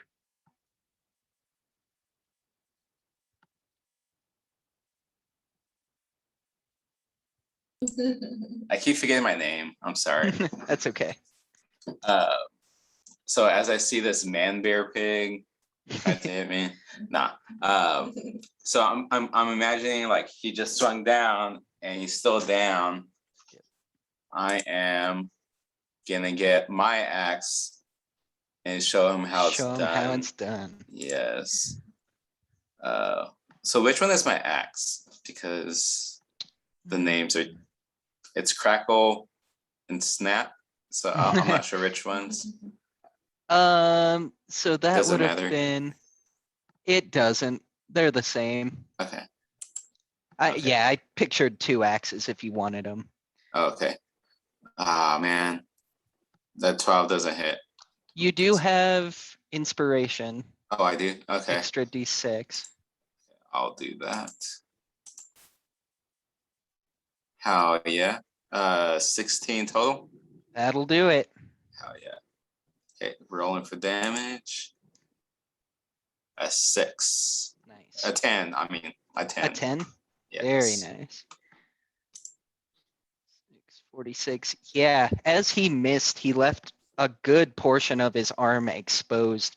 And you are very well at chopping wood. You know exactly where to hit to split it open as he starts gushing blood and squeals loudly. It is now Beatrice's turn, and then Klaus on deck.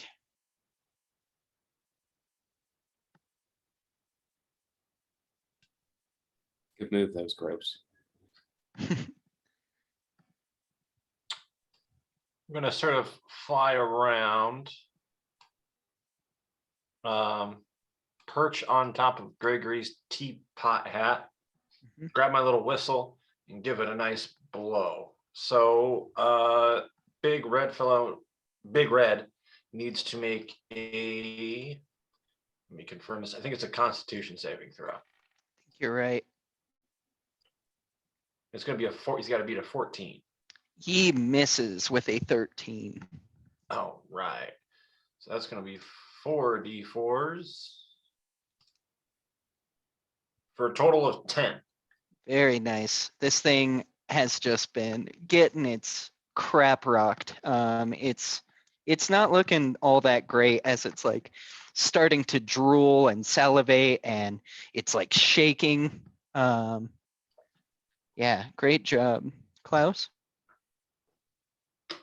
All right. So as he's kind of reeling from being attacked by the bird and the whistle and everything, he's a little off guard.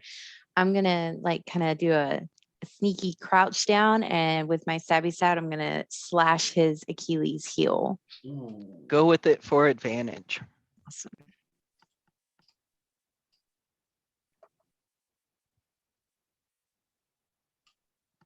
$16 will hit. 16. Yeah. And then if Alright. you want to give the same roll you did last time, so your stabby stab and then the sneak attack as well. Perfect. All right, so 7 and 6, so 13 for damage. 13. Heck yeah. As you're down there, you slash his Achilles and out of the corner of your eye on the ground next to him, you see the medallion that fell. Yeah. And it is, upon looking, it's a beautiful sterling silver twine. And it looks like it has a pendant that reminds you very strong of the doll maker that you fought. It looks handmade and very well crafted. As it reels in pains and kind of falls to its knees, it is then Wart's turn.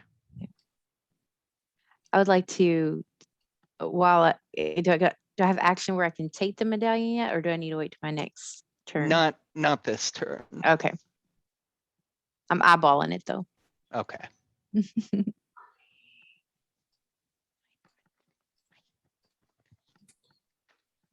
Okay. I'm just gonna do a vicious mockery for wisdom save 12. Okay.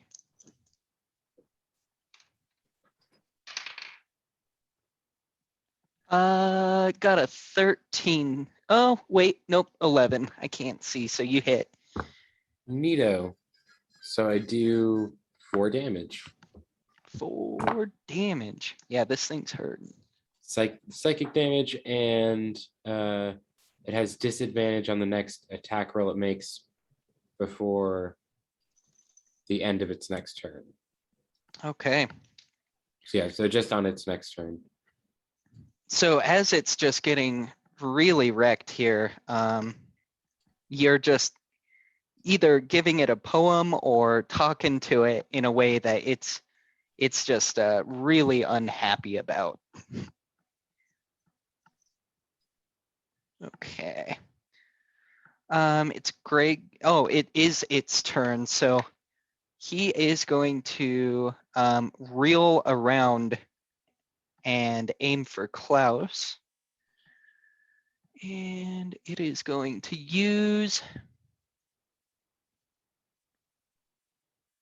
it's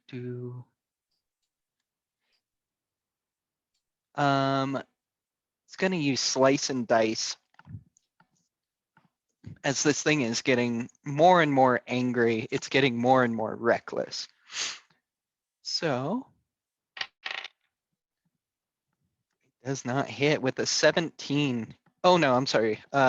It will hit with a 17. Yep. Because I know yours is 16. And It does 16, have yeah. disadvantage though, because of the vicious mockery. Oh, it does. It got an 11. So Yeah. with another butcher axe, it swings with all its might, goes right over your head, and it gives you enough time to see it's coming with another one, and you jump over it as it swings again, and it is panting, and it's like beginning to froth at the mouth as it looks down at its medallion, and it doesn't do anything, but it just locks eyes on it for a moment. Greg was waiting for someone to get hit. It didn't happen. He's going to do the same thing over here. And then it is Christopher's turn again. I'm gonna get my musket and try to shoot this pig again. Slams. Nope, it sure doesn't. I got a 10.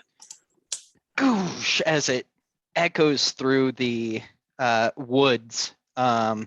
And you can hear it explode a tree just right over this thing's head. It just shatters and explodes it, but just a miss.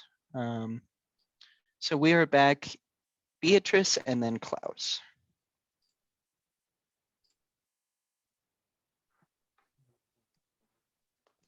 Does this thing have any discernible eyeball? They're sunken in, but yes, you did notice as the lantern waved over it, they're really in there. I'm gonna try and give a peck at that. Cool. Natural 20 for a 21. Absolutely. Go ahead and roll. What's the damage on that? 2d4 plus 2. Go ahead and roll just double damage for it. So I rolled 7, so it'd be 14 damage. Whew. As you go in, you hit it perfectly in its left eye socket, and you pull out to expose the entire eyeball. It's really nasty. It looks like it was rotting away, so it just detached, and this thing lets out a squeal and drops one of its axes and tries to cover its face. Right. And Klaus?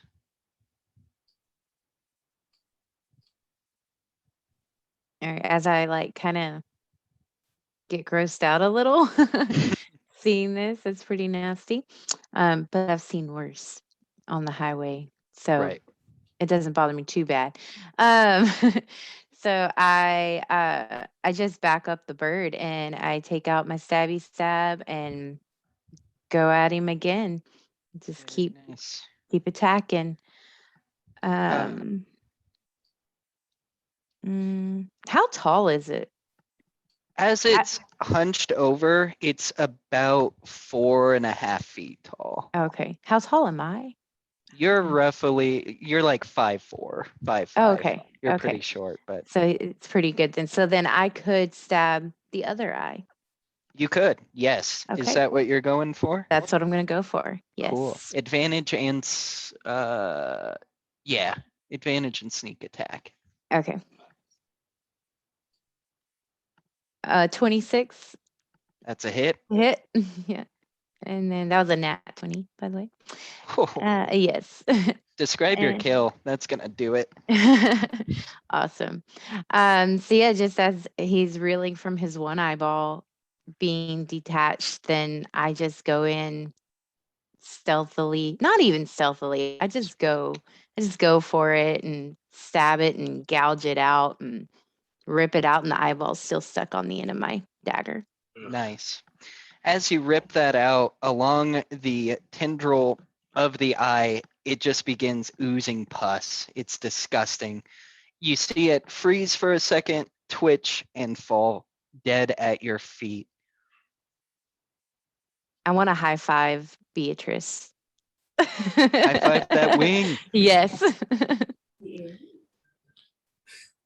Cool. We're just in the back cheering. Get it. I didn't see you do it. That came out of nowhere, but that was awesome. It didn't see Kind it of like either. From behind the tree. Oh, Did it did definitely not see that coming.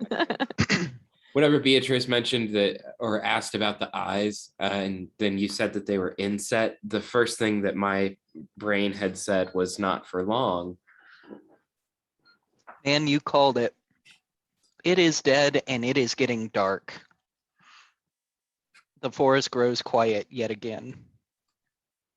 As I like am checking out the eyeball, I'm like, Cool. I go looking for that medallion. Sure, you find it. It's been severed by your blade, but on the back, it is inscribed. It's a very beautiful handcrafted silver, and it says "For my Jimmy." So that was the doll Oh. maker's husband. Mhm. Oh no! You mean this isn't the monster? This Oh is no, the beast. no. I kind of thought maybe it was the butcher, but at the same time, I was like, this has got to be the beast, right? Everybody's like, just stupid. But So you continue on, working your way through the woods. Pretty quickly, you run into what appears to be a group ahead of you, not Sebastian got hiding. kicked out of the Zoom. Oh no. I didn't do it. Just have him hop in the same link and I'll. let Okay. him. This has happened before. I don't know what the hell the deal is. I think it's the computer. It's an old computer.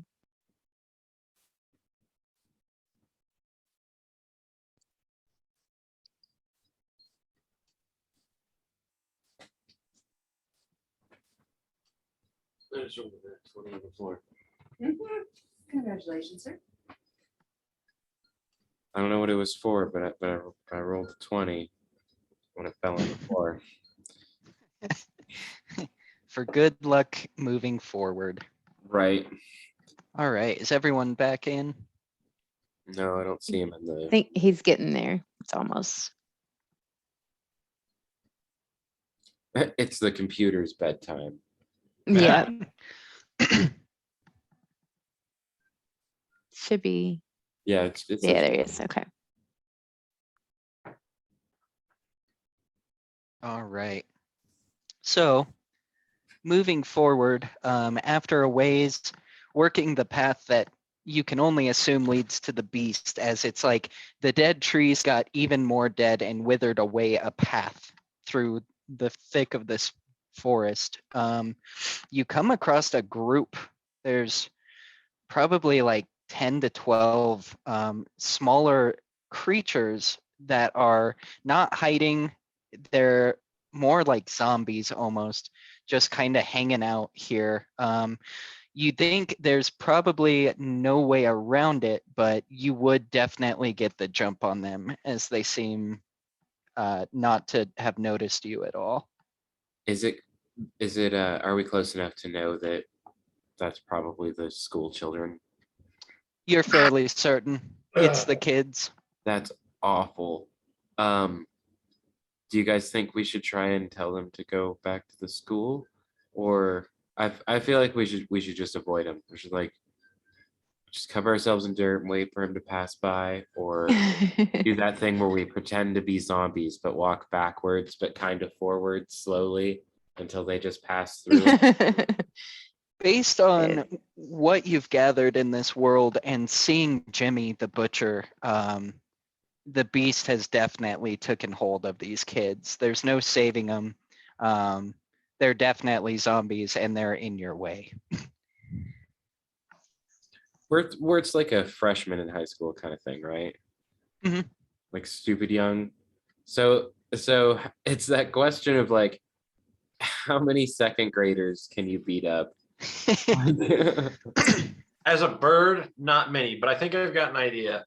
Can I get all of their attention, like fly around them, but just out of grasp until they all sort of like after me, and then kite them away? You definitely think that could be a good idea. The wood is so thick, you would probably need the rest of everyone to hide, and you would need to fly them back towards the dead butcher almost. Yeah. Yeah. So Start kiting them. if that's the plan you guys would like to take, go ahead and we are going to have you do a stealth check as you all hide. Okay, I was like Beatrice or the rest of us. All of you, and Beatrice, you're gonna just get your little wings a flapping and go. As you get closer, you definitely notice all these little kids. They're pretty freshly turned. They're not disgusting yet. There's no pus or anything, but they look completely dead and animated. So sad for kids. F in chat as you fly up to them. And then what did everyone get for stealth? I got a 17. 22. Yep. Old 17. Oh no.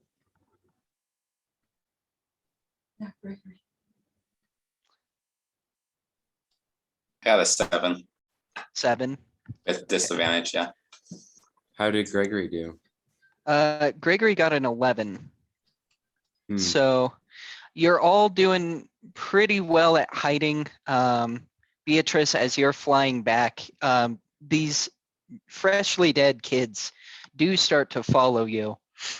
You're able to notice Christopher over here pretty visibly. And Greg, despite hiding pretty well, he forgot about the teapot. So the teapot is just super visible as he's hidden pretty well.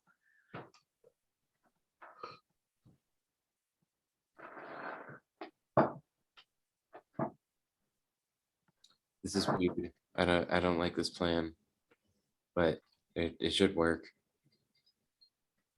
It's going pretty well. Beatrice, to pull this off, you're gonna do, let's see, let me look at your stats.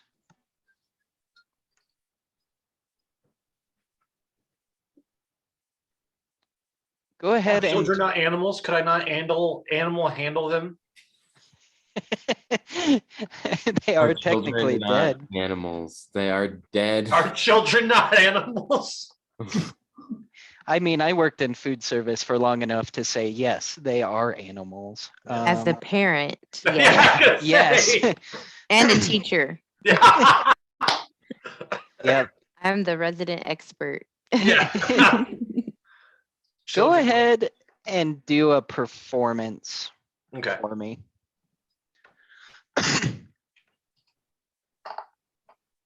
Natural 20.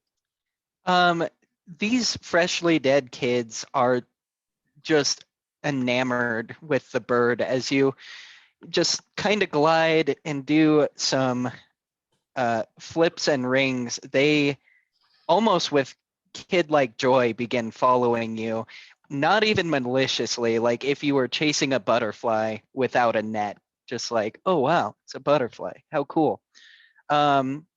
You do manage to get them out of here, and you avoided the cool zombie horde that I found that I was going to have you guys fight. However, there is one small dead zombie girl that was smart enough to catch on. And she stops because she sees Christopher. So it's just this one zombie girl. I'm not even gonna have you roll initiative. You guys just handle this how you would like. There's no fight in her, but she's definitely dead. Can I intimidate her to run away? You can definitely give a roll for it. Try. All right. This- let's see. I'm super scary. I got a 7. She got a 7 as well. Nice. So she essentially just looks at you. she's not sure what to do. She's not super scared, but yeah, she just is kind of looking at you. And slowly she starts to kind of growl. Anyone I'll growl else? back. Say boo. I'm gonna try intimidation too. I see what Klaus did. I'm like, I can do better, so I'm gonna try to do it. Cool. And what's my intimidation? I got a 12. So I got I rolled with disadvantage. I got a nat 20 the first time and a nat 1 the second. So Oh, okay. yeah, as it's growling at Klaus, you come out of the woodwork and scare the ever-living crap out of this newly dead child. And it like tries to run and falls over itself and totally Hillary swanks itself on like a dead branch and snaps its neck and is just kind of twitching. I like to think before it happened, while it was staring at Christopher, it made this noise. Yep, actually verbatim what it said. Cool. Klaus is really starting to question his like masculinity, his intimidation. He's like, maybe this outfit isn't for me. I don't know, because I can't even scare a little girl. Maybe it's been a while on the highway. You know, Maybe. you haven't been keeping up on your coach robbing lately. Yes. You've spent too much I think time. maybe that's what I was gonna say. I think it's the group. They're like making me soft a Yeah. little. Mhm. Agreed. All right. So with that out of the way, you see Beatrice fly, true as ever, back to the group. And you have cleared out the dead kids. It is now pitch black without the light of Christopher's lantern. You walk a little bit further. In addition to being pitch black, it is cold. It's like a north wind came in and is blowing just straight to your bones.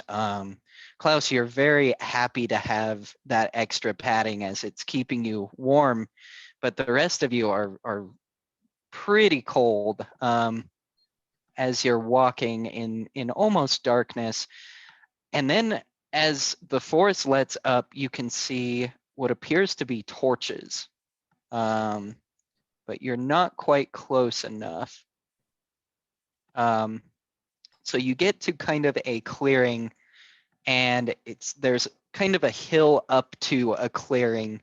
But from where you're at down on the lower level of this forest clearing, you see it looks like torchlight or a fire light of some sort. And you are right there. And again, the hill in front of you is probably about 12 feet high. It's climbable, but you're not able to see the rest of that.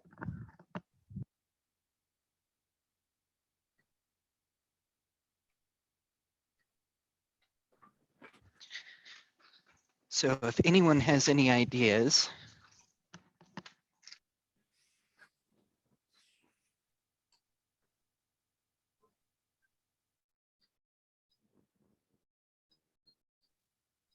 We've got snippy scissors, a piece of candy, and what was the last one?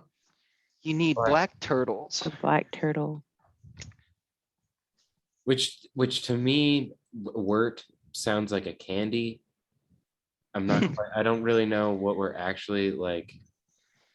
Actually, Wirt, go ahead and give me a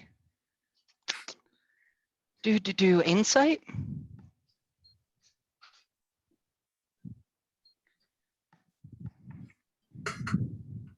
Nope. No, I don't want to. 5. With advantage is what I meant Cool. to say. Neat. That sounds nice. How about 15? 15 sounds good. You think the actual items themselves are irrelevant to solving this. You kind of got the feeling through your poetic brain that it's more symbolic. The scissors represent snipping away at the ties that are currently binding you. The candy represents the good. What little left is good in the place that you are. And the black turtle represents maybe a passage out of this place.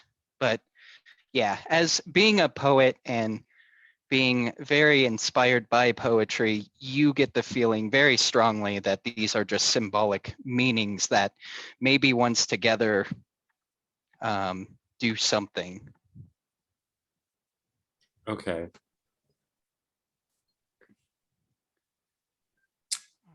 Does it seem like I kind of just want to start like looking around for black turtles, or it's like if everything kind of seems clear, it's like I'm hunting them like mushrooms or something like. Sure. Living. Yes. So where you are, it's like just letting out of the thick of the woods. The only place you can really go is up and kind of to this platform.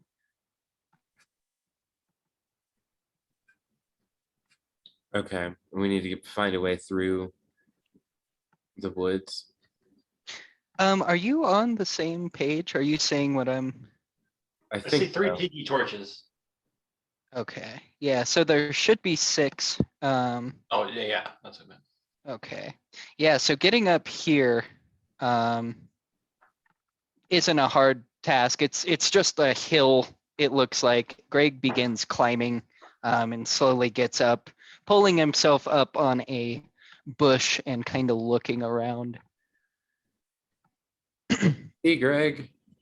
As I'm following, kind of right behind him. Cool.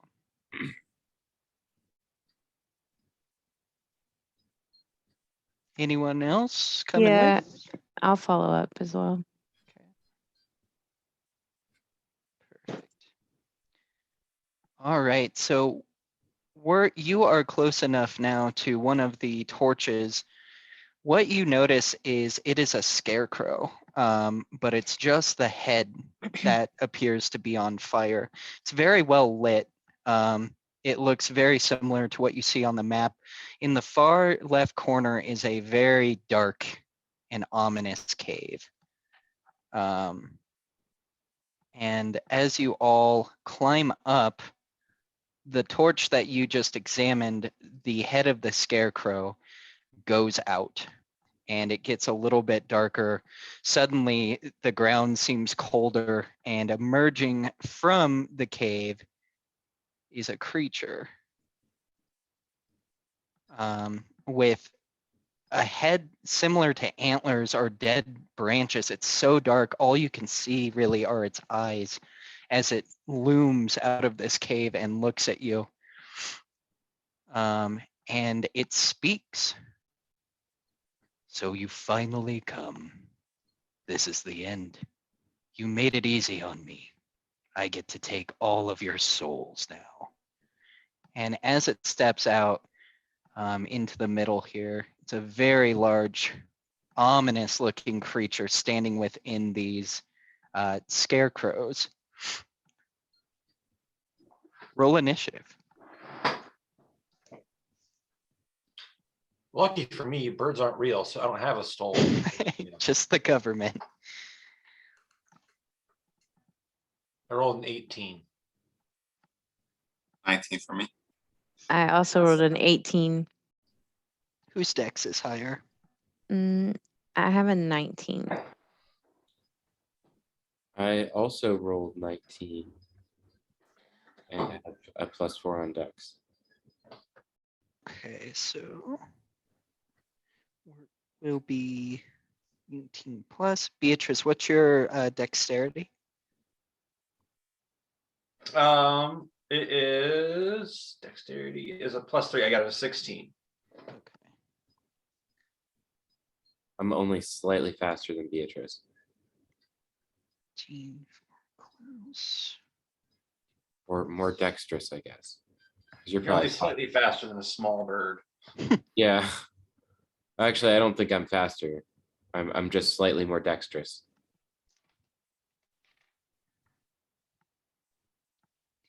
Because you have a probably 30 or 40 flying speed or something, right? Nope, only 20. Well, I've got a 25 walking speed. I don't Yeah, think there's much in here about flying.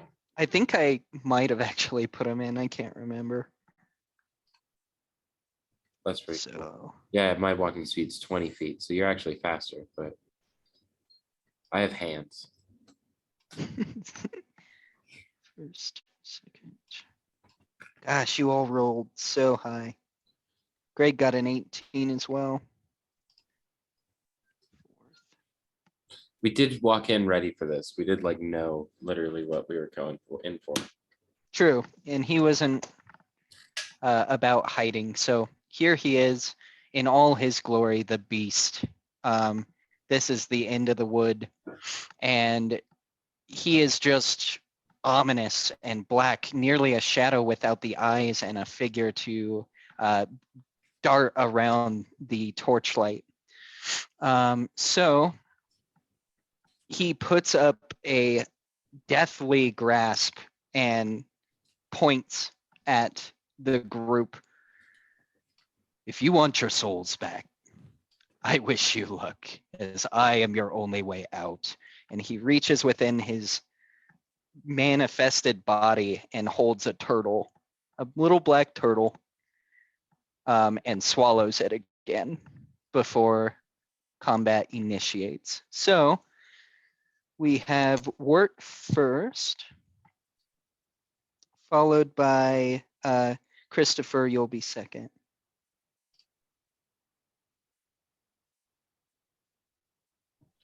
So I'm going with a Bane. 12 charisma save.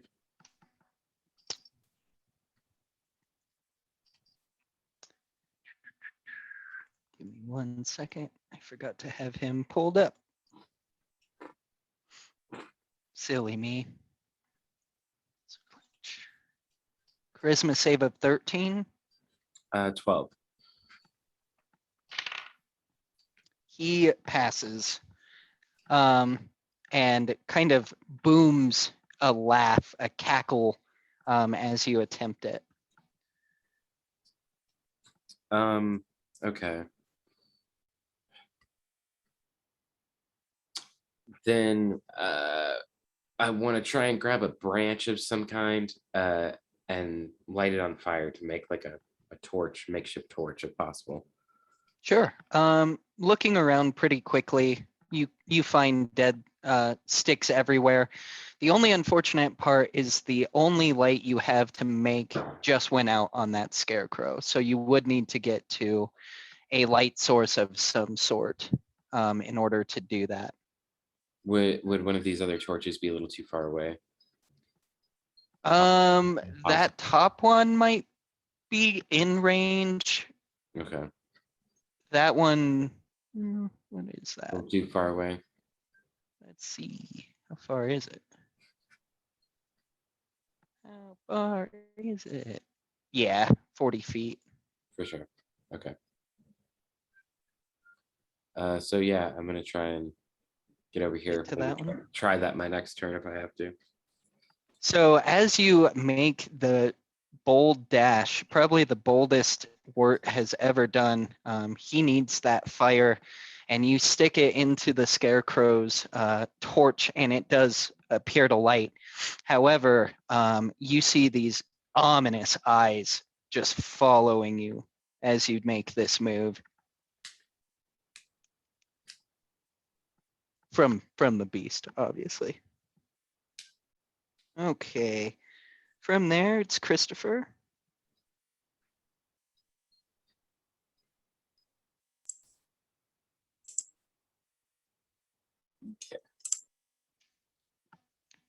It might not work, but I'm gonna use my musket and just shoot at him from where I'm at. You got it.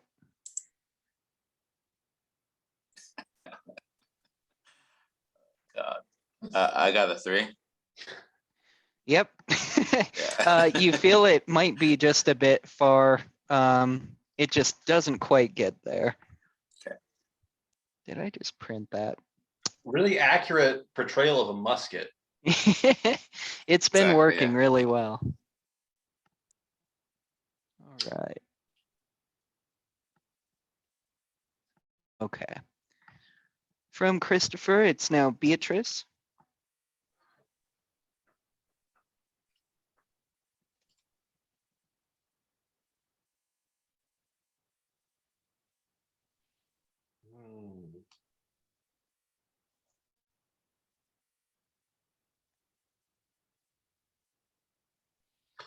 this thing is made of darkness, but it doesn't seem to be afraid of the fire or light in any way. Not that you can tell, as it walked out and surrounded itself in light. I mean, it's pretty far from any of the light, but it doesn't appear to be innately afraid of it. Gotcha. Well, when in doubt, pack it out. I'm gonna give it a couple quick jabs. Perfect. Does a 15 hit? It does, actually, right on the money.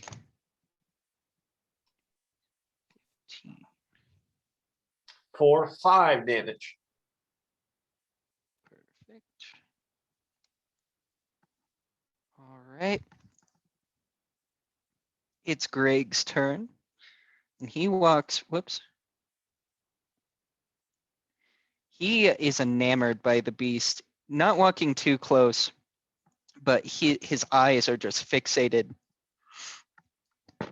excuse me, on the beast's eyes as they're really colorful. It's like if you take a gobstopper and you chop it in half, the rings of that are kind of what his eyes look like if they were lit up. And he's just staring at them. He does snap out of it a bit, and he readies an action to place a cure wounds if needed. And then Klaus.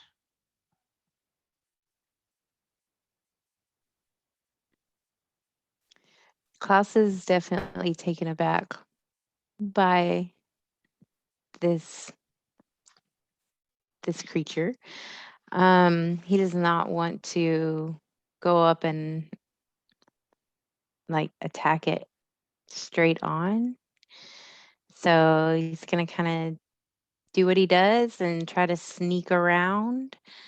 I think we'll go over here and try to like hide in these branches on the ground, and get ready for. I also seeing what Wirt was doing, getting some fire kind of gave him an idea, and he's also gonna kind of ready like a little makeshift Torch. yes, there you go. Thank you. Sconce, if you will. There you are. So I'm gonna grab some of the branches and everything and get some fire ready for my next turn as well. Sure. As you do so, without missing a beat, the beast locks his eyes on you and watches you as you move over and take your turn. All right. It is the beast's turn. He gives out a hearty laugh to start. His eyes move quickly from Klaus to the bird that pecked him. And it did take a wisp out of his shadowy form before also glancing down at Christopher. You fools, you will not leave this place. And he kind of hunches, and it's like the shadow of his back turns to spikes, like these willowy shadow spikes as his eyes just begin to illuminate. He is going to cast Bolt. Let's see. So both of you, Klaus and Wirt, you have torches lit, correct? Yes. Okay. He's going to aim for Klaus as you move to last. And you see him hunch down, spikes grow out of his back, and his eyes get super, super bright. And he launches like this bolt of it is like energy. It's like black energy. For a nat 1. Well, he's a. Let me see if he has anything that. He has 1 a day that he can reroll, so he's using it. Does a 13 hit? No. So I see him getting ready to attack me and I dodge out of the way. Yes, you duck right under the tree branch as this misty black energy just like flows past you and turns into a heavy fog behind the scarecrows. As he reels back a bit, another torchlight goes out. It gets darker. Fog begins to form around a circle, and it's like you're trapped in here. He appears to grow larger and more malicious as this scarecrow torchlight has gone out. You see teeth for the first time. They're just these sharp little jagged teeth, and there's tons of them. And we are back with Wirt.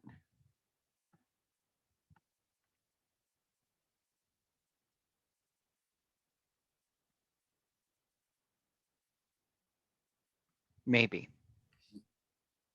Oh, so I want to try a Bane again. Okay. But before I do, I do have a torch lit, right? You do. You got it just before the scarecrow head went out. Okay, nice. Okay, yeah. So I'm gonna try and cast Bane, and I kind of imagine Wirt's like sort of standing up for himself a little bit against this monster, like we're not afraid of you, James and the Giant Peach style. Sure. And yeah, charisma save 12. Got an 11. Sweet. Okay. Damn. Okay, finally. So did you do anytime in the next minute, if the target makes a saving throw or attack roll, you roll a d4 and then subtract that number from your attack or saving throw. Okay. Cool. Yeah. So it as it hears your words, you just see its eyes quickly glance over to you in an ever menacing style. But you definitely know that it heard you. Christopher and then Beatrice on deck. Ooh, I did want to try and Go for it. I wanted to bring Gregory part of my torch, like that the little brother pick off, just like a little portion of it, smaller bit, so that he has Sure. to. If you wanted to run back on your way back, you do find a small stick that you can light, and Greg is able to grab it. Sweet. All right. And then yeah, that's my turn. Cool. Yeah, I do apologize. In this style of game, make sure you just tell me everything that you want to do, because I'm trying to make sure we get through it. So I do apologize. I keep skipping your extra actions there. Christopher and then Beatrice. I am just gonna kind of run up as close as possible with my axe, and I'm just gonna start swinging, just hoping that it's gonna hit. Does a 17 land? 17 hits.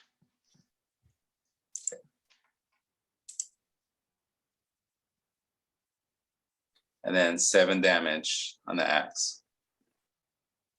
As you don't have your musket, go ahead and try a secondary attack as if you had 2 axes. Okay.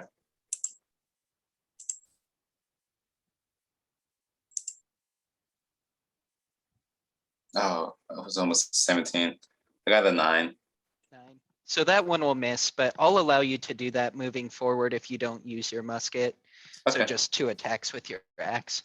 But you did hit for a little bit, and it cleaves through.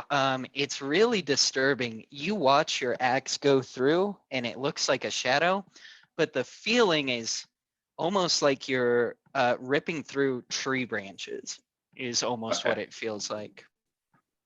Nice. Beatrice?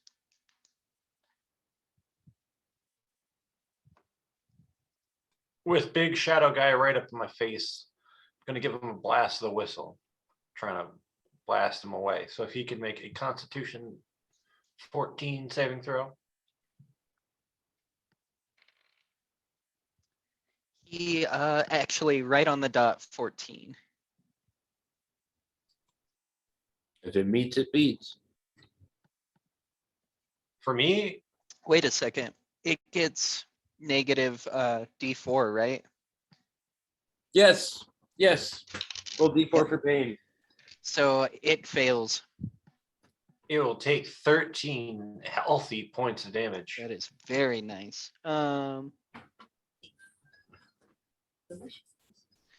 you see that one definitely catches him a bit off guard. He wasn't quite expecting a bird to have a whistle that dealt cold damage for sure. So he kind of like turns a little and his cape of shadow spikes out as the frost hits him, and he lets out a little bit of a growl and fixes his eyes on you. Greg, and then so let's see, Greg stays pretty close to Wirt here, and he is not really sure. He's so taken aback by this hideous, crazy creature in front of him that he's just enamored. He keeps looking in its eyes, and he looks down and stays close to Wirt, and he'll ready an action to heal if needed. Now it's Klaus. All right. So while he's kind of taken aback from the cold whistle Beatrice blew in his face, I'm going to kind of run up alongside him and use my torch and just kind of like almost like a baseball bat, just kind of attack him with the flame and see if he'll light up. Sure. So let's have you use where are you? There you are. Go ahead and do it as an unarmed strike. You've got your club, so attempt Mhm. your strike. Okay. 12. 12. So 12 does not hit. However, as you bring the torch closer, you are horrified by what you see. As the shadow fades in this light, being so close to him, he's made up of dead things, dead bodies, bones, skeletons. He's just covered in what looks like skin and rotting flesh. And then as the light moves away, it goes back to a shadowy form. All right. Interesting. It is the beast's turn, and he writhes back and holds out these spikish arms, and lets out a boom from his voice. 1, 2, 3. It's gonna hit Klaus, Christopher, and Beatrice. Go ahead and make a Constitution save.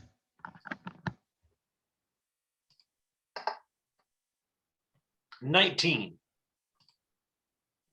16. 22.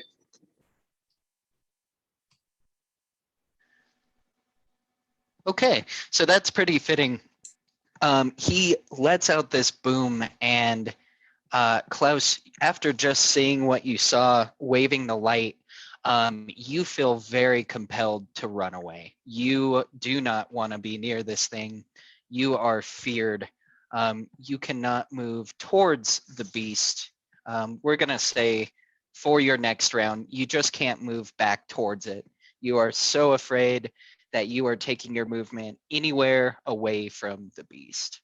The other two, as affected as you were, you still feel compelled that you need to kill this thing.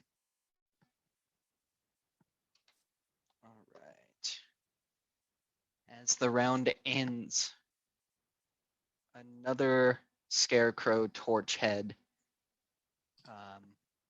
falls. It is now very dark. The beast seems to be everywhere. You're catching little bits of light of him. He's no longer really a figure, just these piercing eyes and horrifying presence.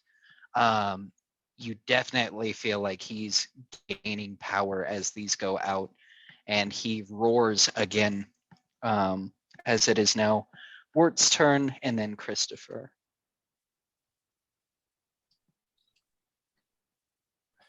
Okay, maybe.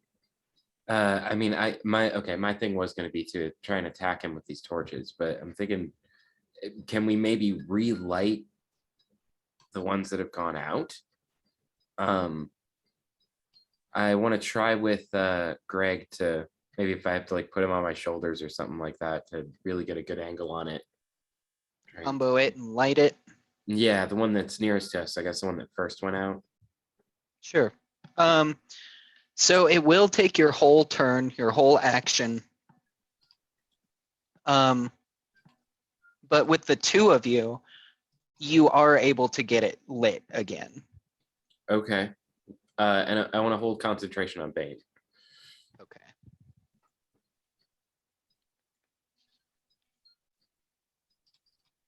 Cool. Anything else for you? I mean, I communicate to Greg that this is our #1 priority. So hopefully on his turn, we kind of make a similar move for the next torch. Very good idea.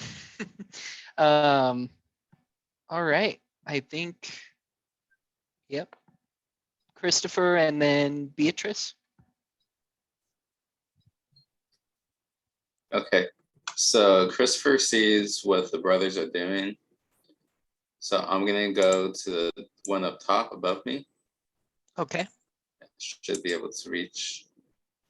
And then I'm gonna take out my torch.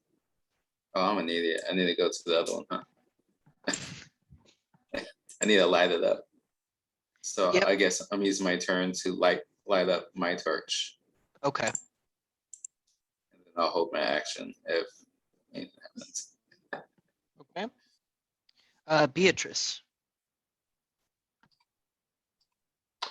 Seeing a torch lit gives me an idea. Go to. Can I create a bonfire on this shadowy figure? Can he be the bonfire? Good question. Or I guess I could put it on the ground directly beneath him. You can attempt it. He actually has a legendary action against certain things as just a fair warning. Gotcha. Well, the point isn't to set him on fire, it's the light created. And I'm really not trying to light him on fire. I'm trying to light all the tree branches around his feet on fire so he can't go anywhere. Sure. Yeah, so that would make more sense than trying to light it on fire. It's more of a presence than it really is a physical being. So yeah, as that scarecrow head comes back up, you kind of get an idea more of where he is again. And you're able to attempt to cast a bonfire right near him.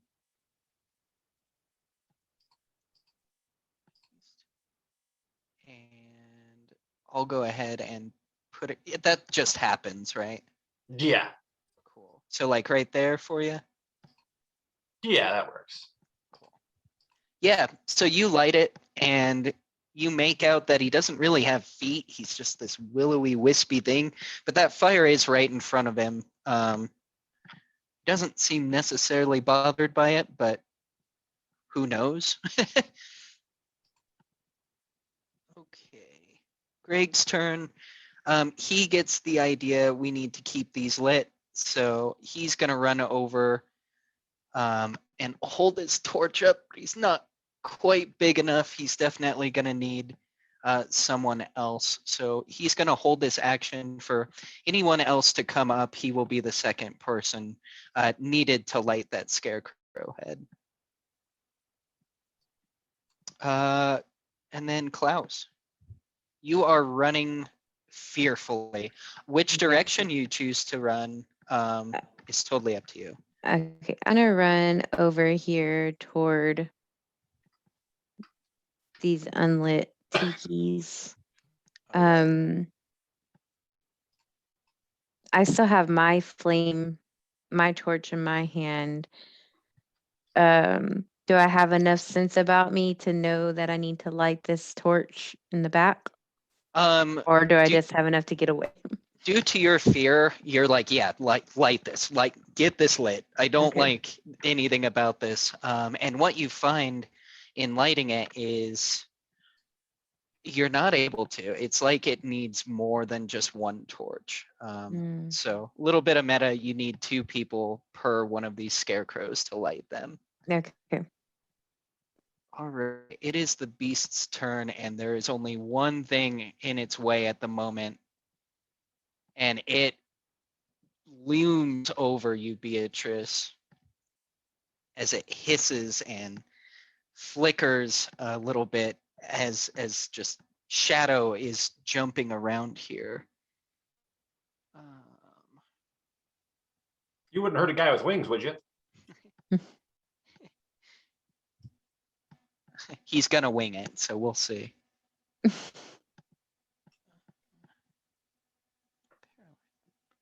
don't know what that does. Sorry.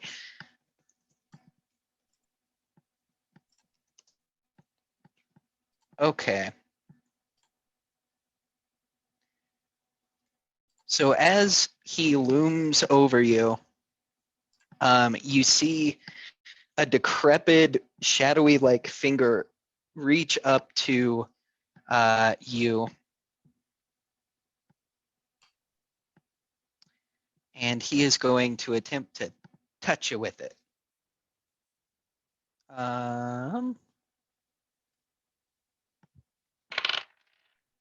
Does a what actually? Oh, don't do it. Don't do it. Does a 13 hit? My armor class is 13. Okay. So in that case, he does hit you. And it's like, what makes you a bird just got electrocuted within your little bird body. And you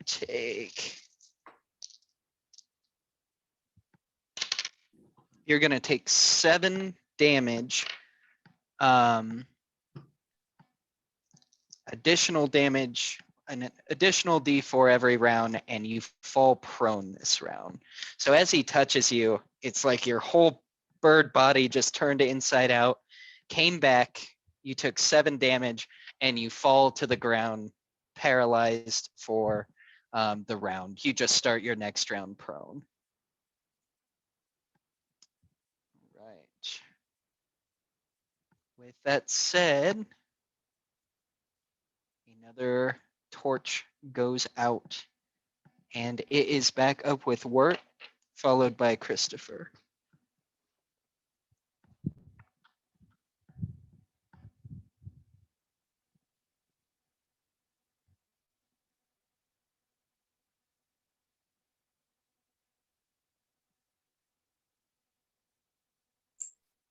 Nick, you're muted. Ah, wow. Whole plan just muted. Okay. I'm gonna try and tell Chris that we need to help the other 2 get these torches lit. I'm like, I'll help my brother. You run over, help out the highwayman.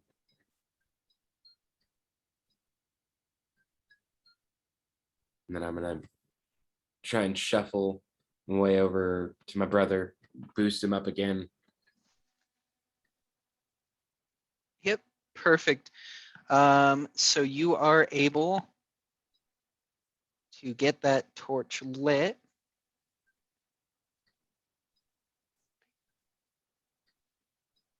Boop. The head glows ablaze again. As one goes out, another is lit.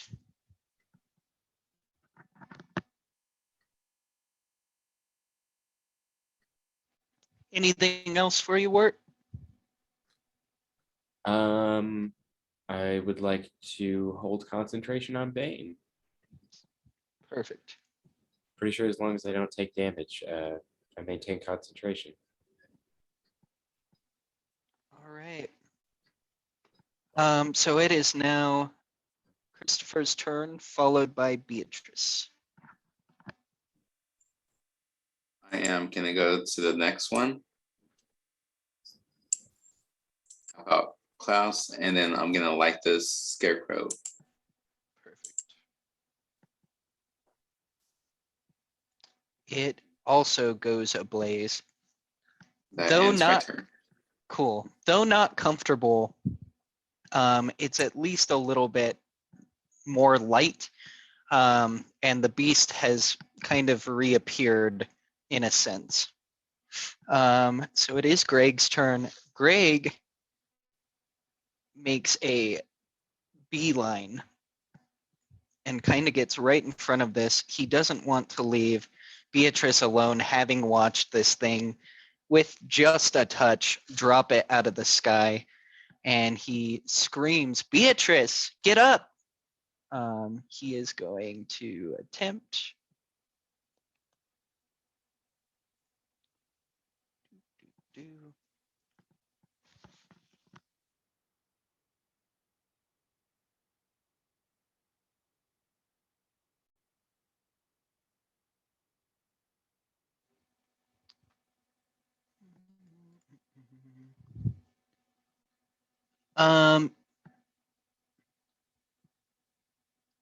Can't quite do that, but he is going to try this. 18, half of that. So though he's not able to get to you to help you up, he does restore 9 points of damage for you. And he will end his turn. It is then Klaus's turn.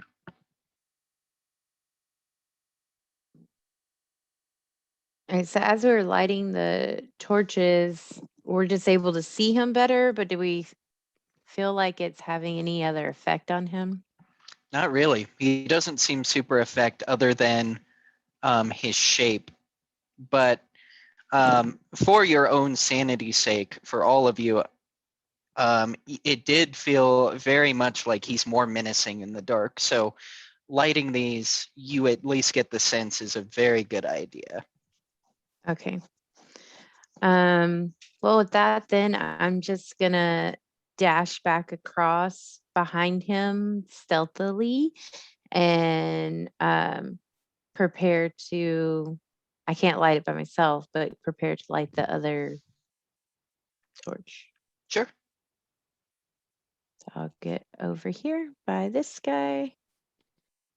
And as you run by, the beast's eyes lock on you, and you got close enough that it's going to rake at you. No, I was stealthy though. No. Not with those eyes. not with a torch in my hand. Yeah. 19. And That definitely hits. Yeah. for 9 damage, as when you run by, it just locks onto you. Really gets a good grasp into your chest and arm. Ow. All right. It's then the beast's turn, and as he got that taste of your blood, it's like he got bloodlust and is now looking directly at you. With that, he is going to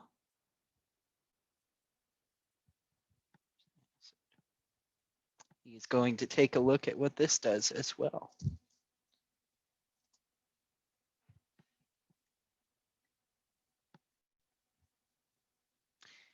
You see from his eyes, the colors in them begin irradiating more and less as he's staring at you directly.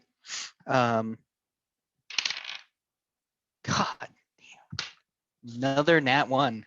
Nothing happens though. He's I just think Bane. he's giving you the eyes. That Yeah, stink yeah. eye. But on a nat 1, it's pointless. Yeah, so his eyes are just, they look pretty cool actually when he's not doing anything. That said, a round goes out and another scarecrow torch dies. Right, back at the top, Wart and then Christopher.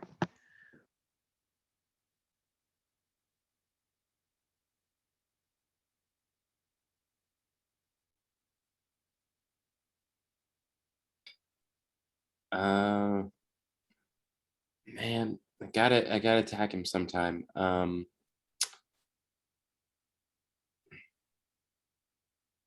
Okay, I'm gonna try for a vicious mockery. Charisma save 12.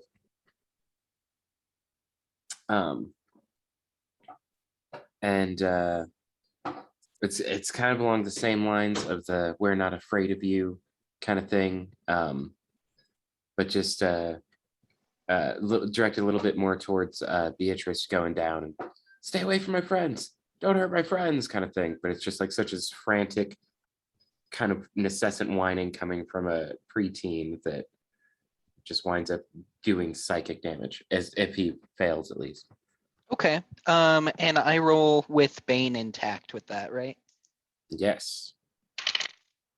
Yes, he fails. Sweet. So only 1 psychic damage, but something's better than nothing. It And then- definitely got his crazy eyes off of Klaus and pointed in your direction. Also has disadvantage on its next attack roll. Perfect. And then I'm gonna just try and keep pace with Greg. If at any point, I'm gonna try catch up to Greg, and then tell him to bring Beatrice over here, like closer to us, maybe on the other side of the bonfire. Cool. All right. Christopher, you're up, and then Beatrice.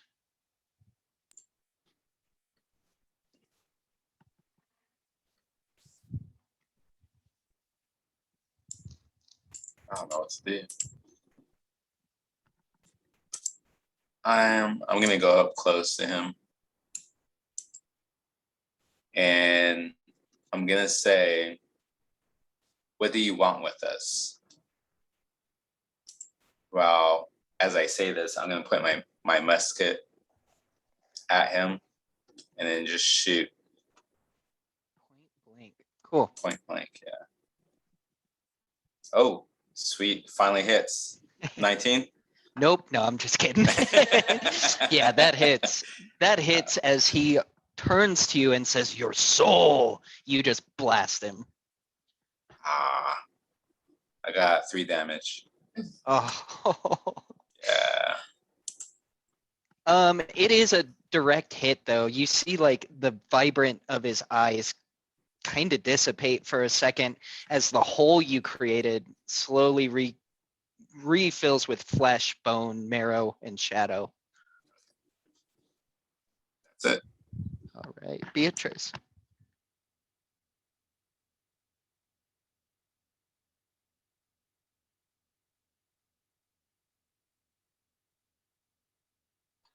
I guess I'll go use create bonfire on one of these scarecrows deals. I'll go help out the one over here. Okay, so you're still unfortunately prone, because no one was able to lift you up. Okay. But you can get back up into the air. And I don't know the range of the bonfire. You might be able to reach it.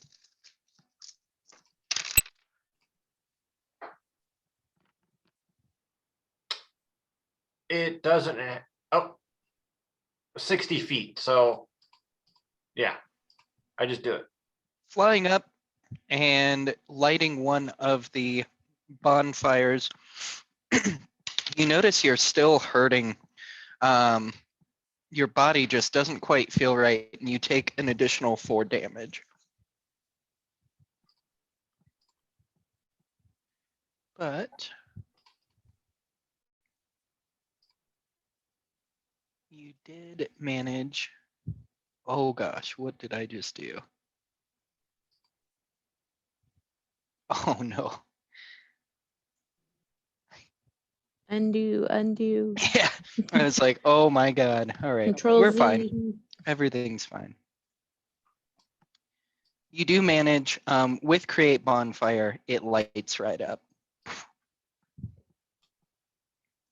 All right. Is that all that you are doing? I think Yep. that's all you can do. All right, Greg. He's gonna guiding bolt it.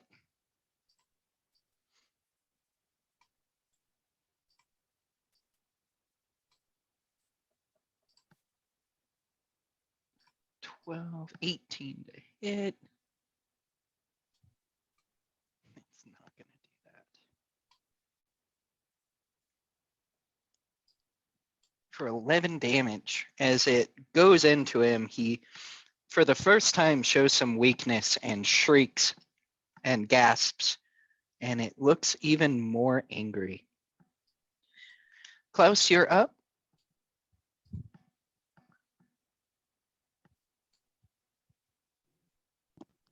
What was the last thing you said? Sorry.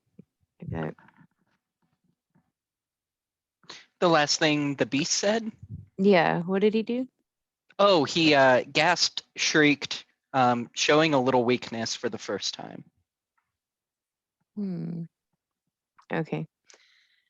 And what caused him to do that? Damage from Greg. He Oh, okay. just gave him a little Gregness. I don't know what. I don't know exactly what I had planned. Nice. Okay.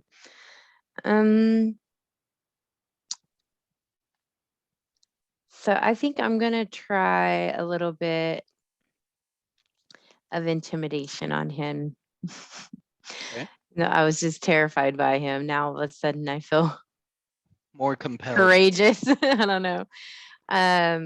So I'm just going to, basically tell him that he can't have our souls. They're not for the taking. He will not have them, blah, blah, blah. Sure. And see what effect that has on him. Okay. So we just roll for intimidation then. Yeah. Okay. I got a 6. Not frightened. No.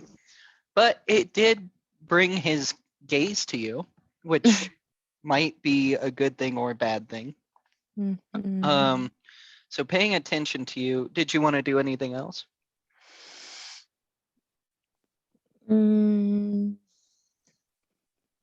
No, not this time. I just wanted to see what that would do to him. But Sure. You got his attention, if nothing more. He looks at you, and again, his eyes begin palpitating. Very strange matter. He is rolling with disadvantage, pain. And that's about all he does as he lets out a breath. For once, you see his body rest a little bit, and it grows colder and darker around the ground for a brief second. With that said, Wirt, you're up, and then Christopher. So kind of being just a smart ass teenager, and then hearing Klaus, kind of yell at him like, "You can't have our souls and shit." I take off a shoe. I throw my shoe at him like, you can take it. I don't care. I just want to go home. And I run along and grab Beatrice, try and pick her up and bring her back to Gregory, at least if I can. That was so awful. I thought of it like immediately after my turn. Like, I don't think he means our shoe, but I'm gonna do it anyway. So I waited that whole round just to do it. Anyway. So proud of you. It disappears within him and he looks unamused. I'm positive. When I get to Beatrice, I do want to do a cure wounds. It'll be a second level, so 2d8. 6 and 3 for 9 plus 2, so you get 11 HP back. Sweet. I pick up Healthy the bird. tiny blue jay body and bring you back over to near the bonfire and Gregory. Boop. Okay. Perfect. Christopher. And I maintain Bane. Okay. With my torch, I see nothing's happening with this creature. So Christopher's gonna take his torch and I'm gonna go to the cave over here. Okay. And I'm just gonna stay and hold my action. Perfect. As you get closer to the cave, it's pitch black. It's as if you're looking at the edge of the world. You can't see anything as you wave your torch. It's just pure black. Okay. So it is now Beatrice and then Klaus. I gotta go. To be honest, I had to go like half an hour ago, but I was trying to finish out the adventure. But I really gotta go now. Same. Okay. I Yeah, will catch you guys all later. I really tried. I'm sorry, guys. It's cool. It's okay. Yeah, it dies. You get your souls back. Pretty cool. It dissipates and you wake up in your normal bodies all over again, and all is well in the world with a very valuable lesson learned about life. Cool. So how would we have killed it? You were doing it. All the torches unlocked different spell levels for it. So the more of them that were out, the worse the spells he could cast. And then Greg was supposed to die if you didn't give him the medicine, and Greg would have fought Yeah. with the beast. So Mm, Oh shit. Ooh. yeah, Okay. would have been awful. would have been dark. All right. Well, thank you guys for playing. Hell yeah, dude. Thank you. Putting the game on. This was dope. Yeah, I do have one question. sure. The teacher, what was the last game? It was going to be 20 questions, and then if you got it wrong, they could have gone a whole different way, but I can explain it another time since it is getting late. Yeah. Okay, cool. All right. Talk to you guys later. Bye. See you guys.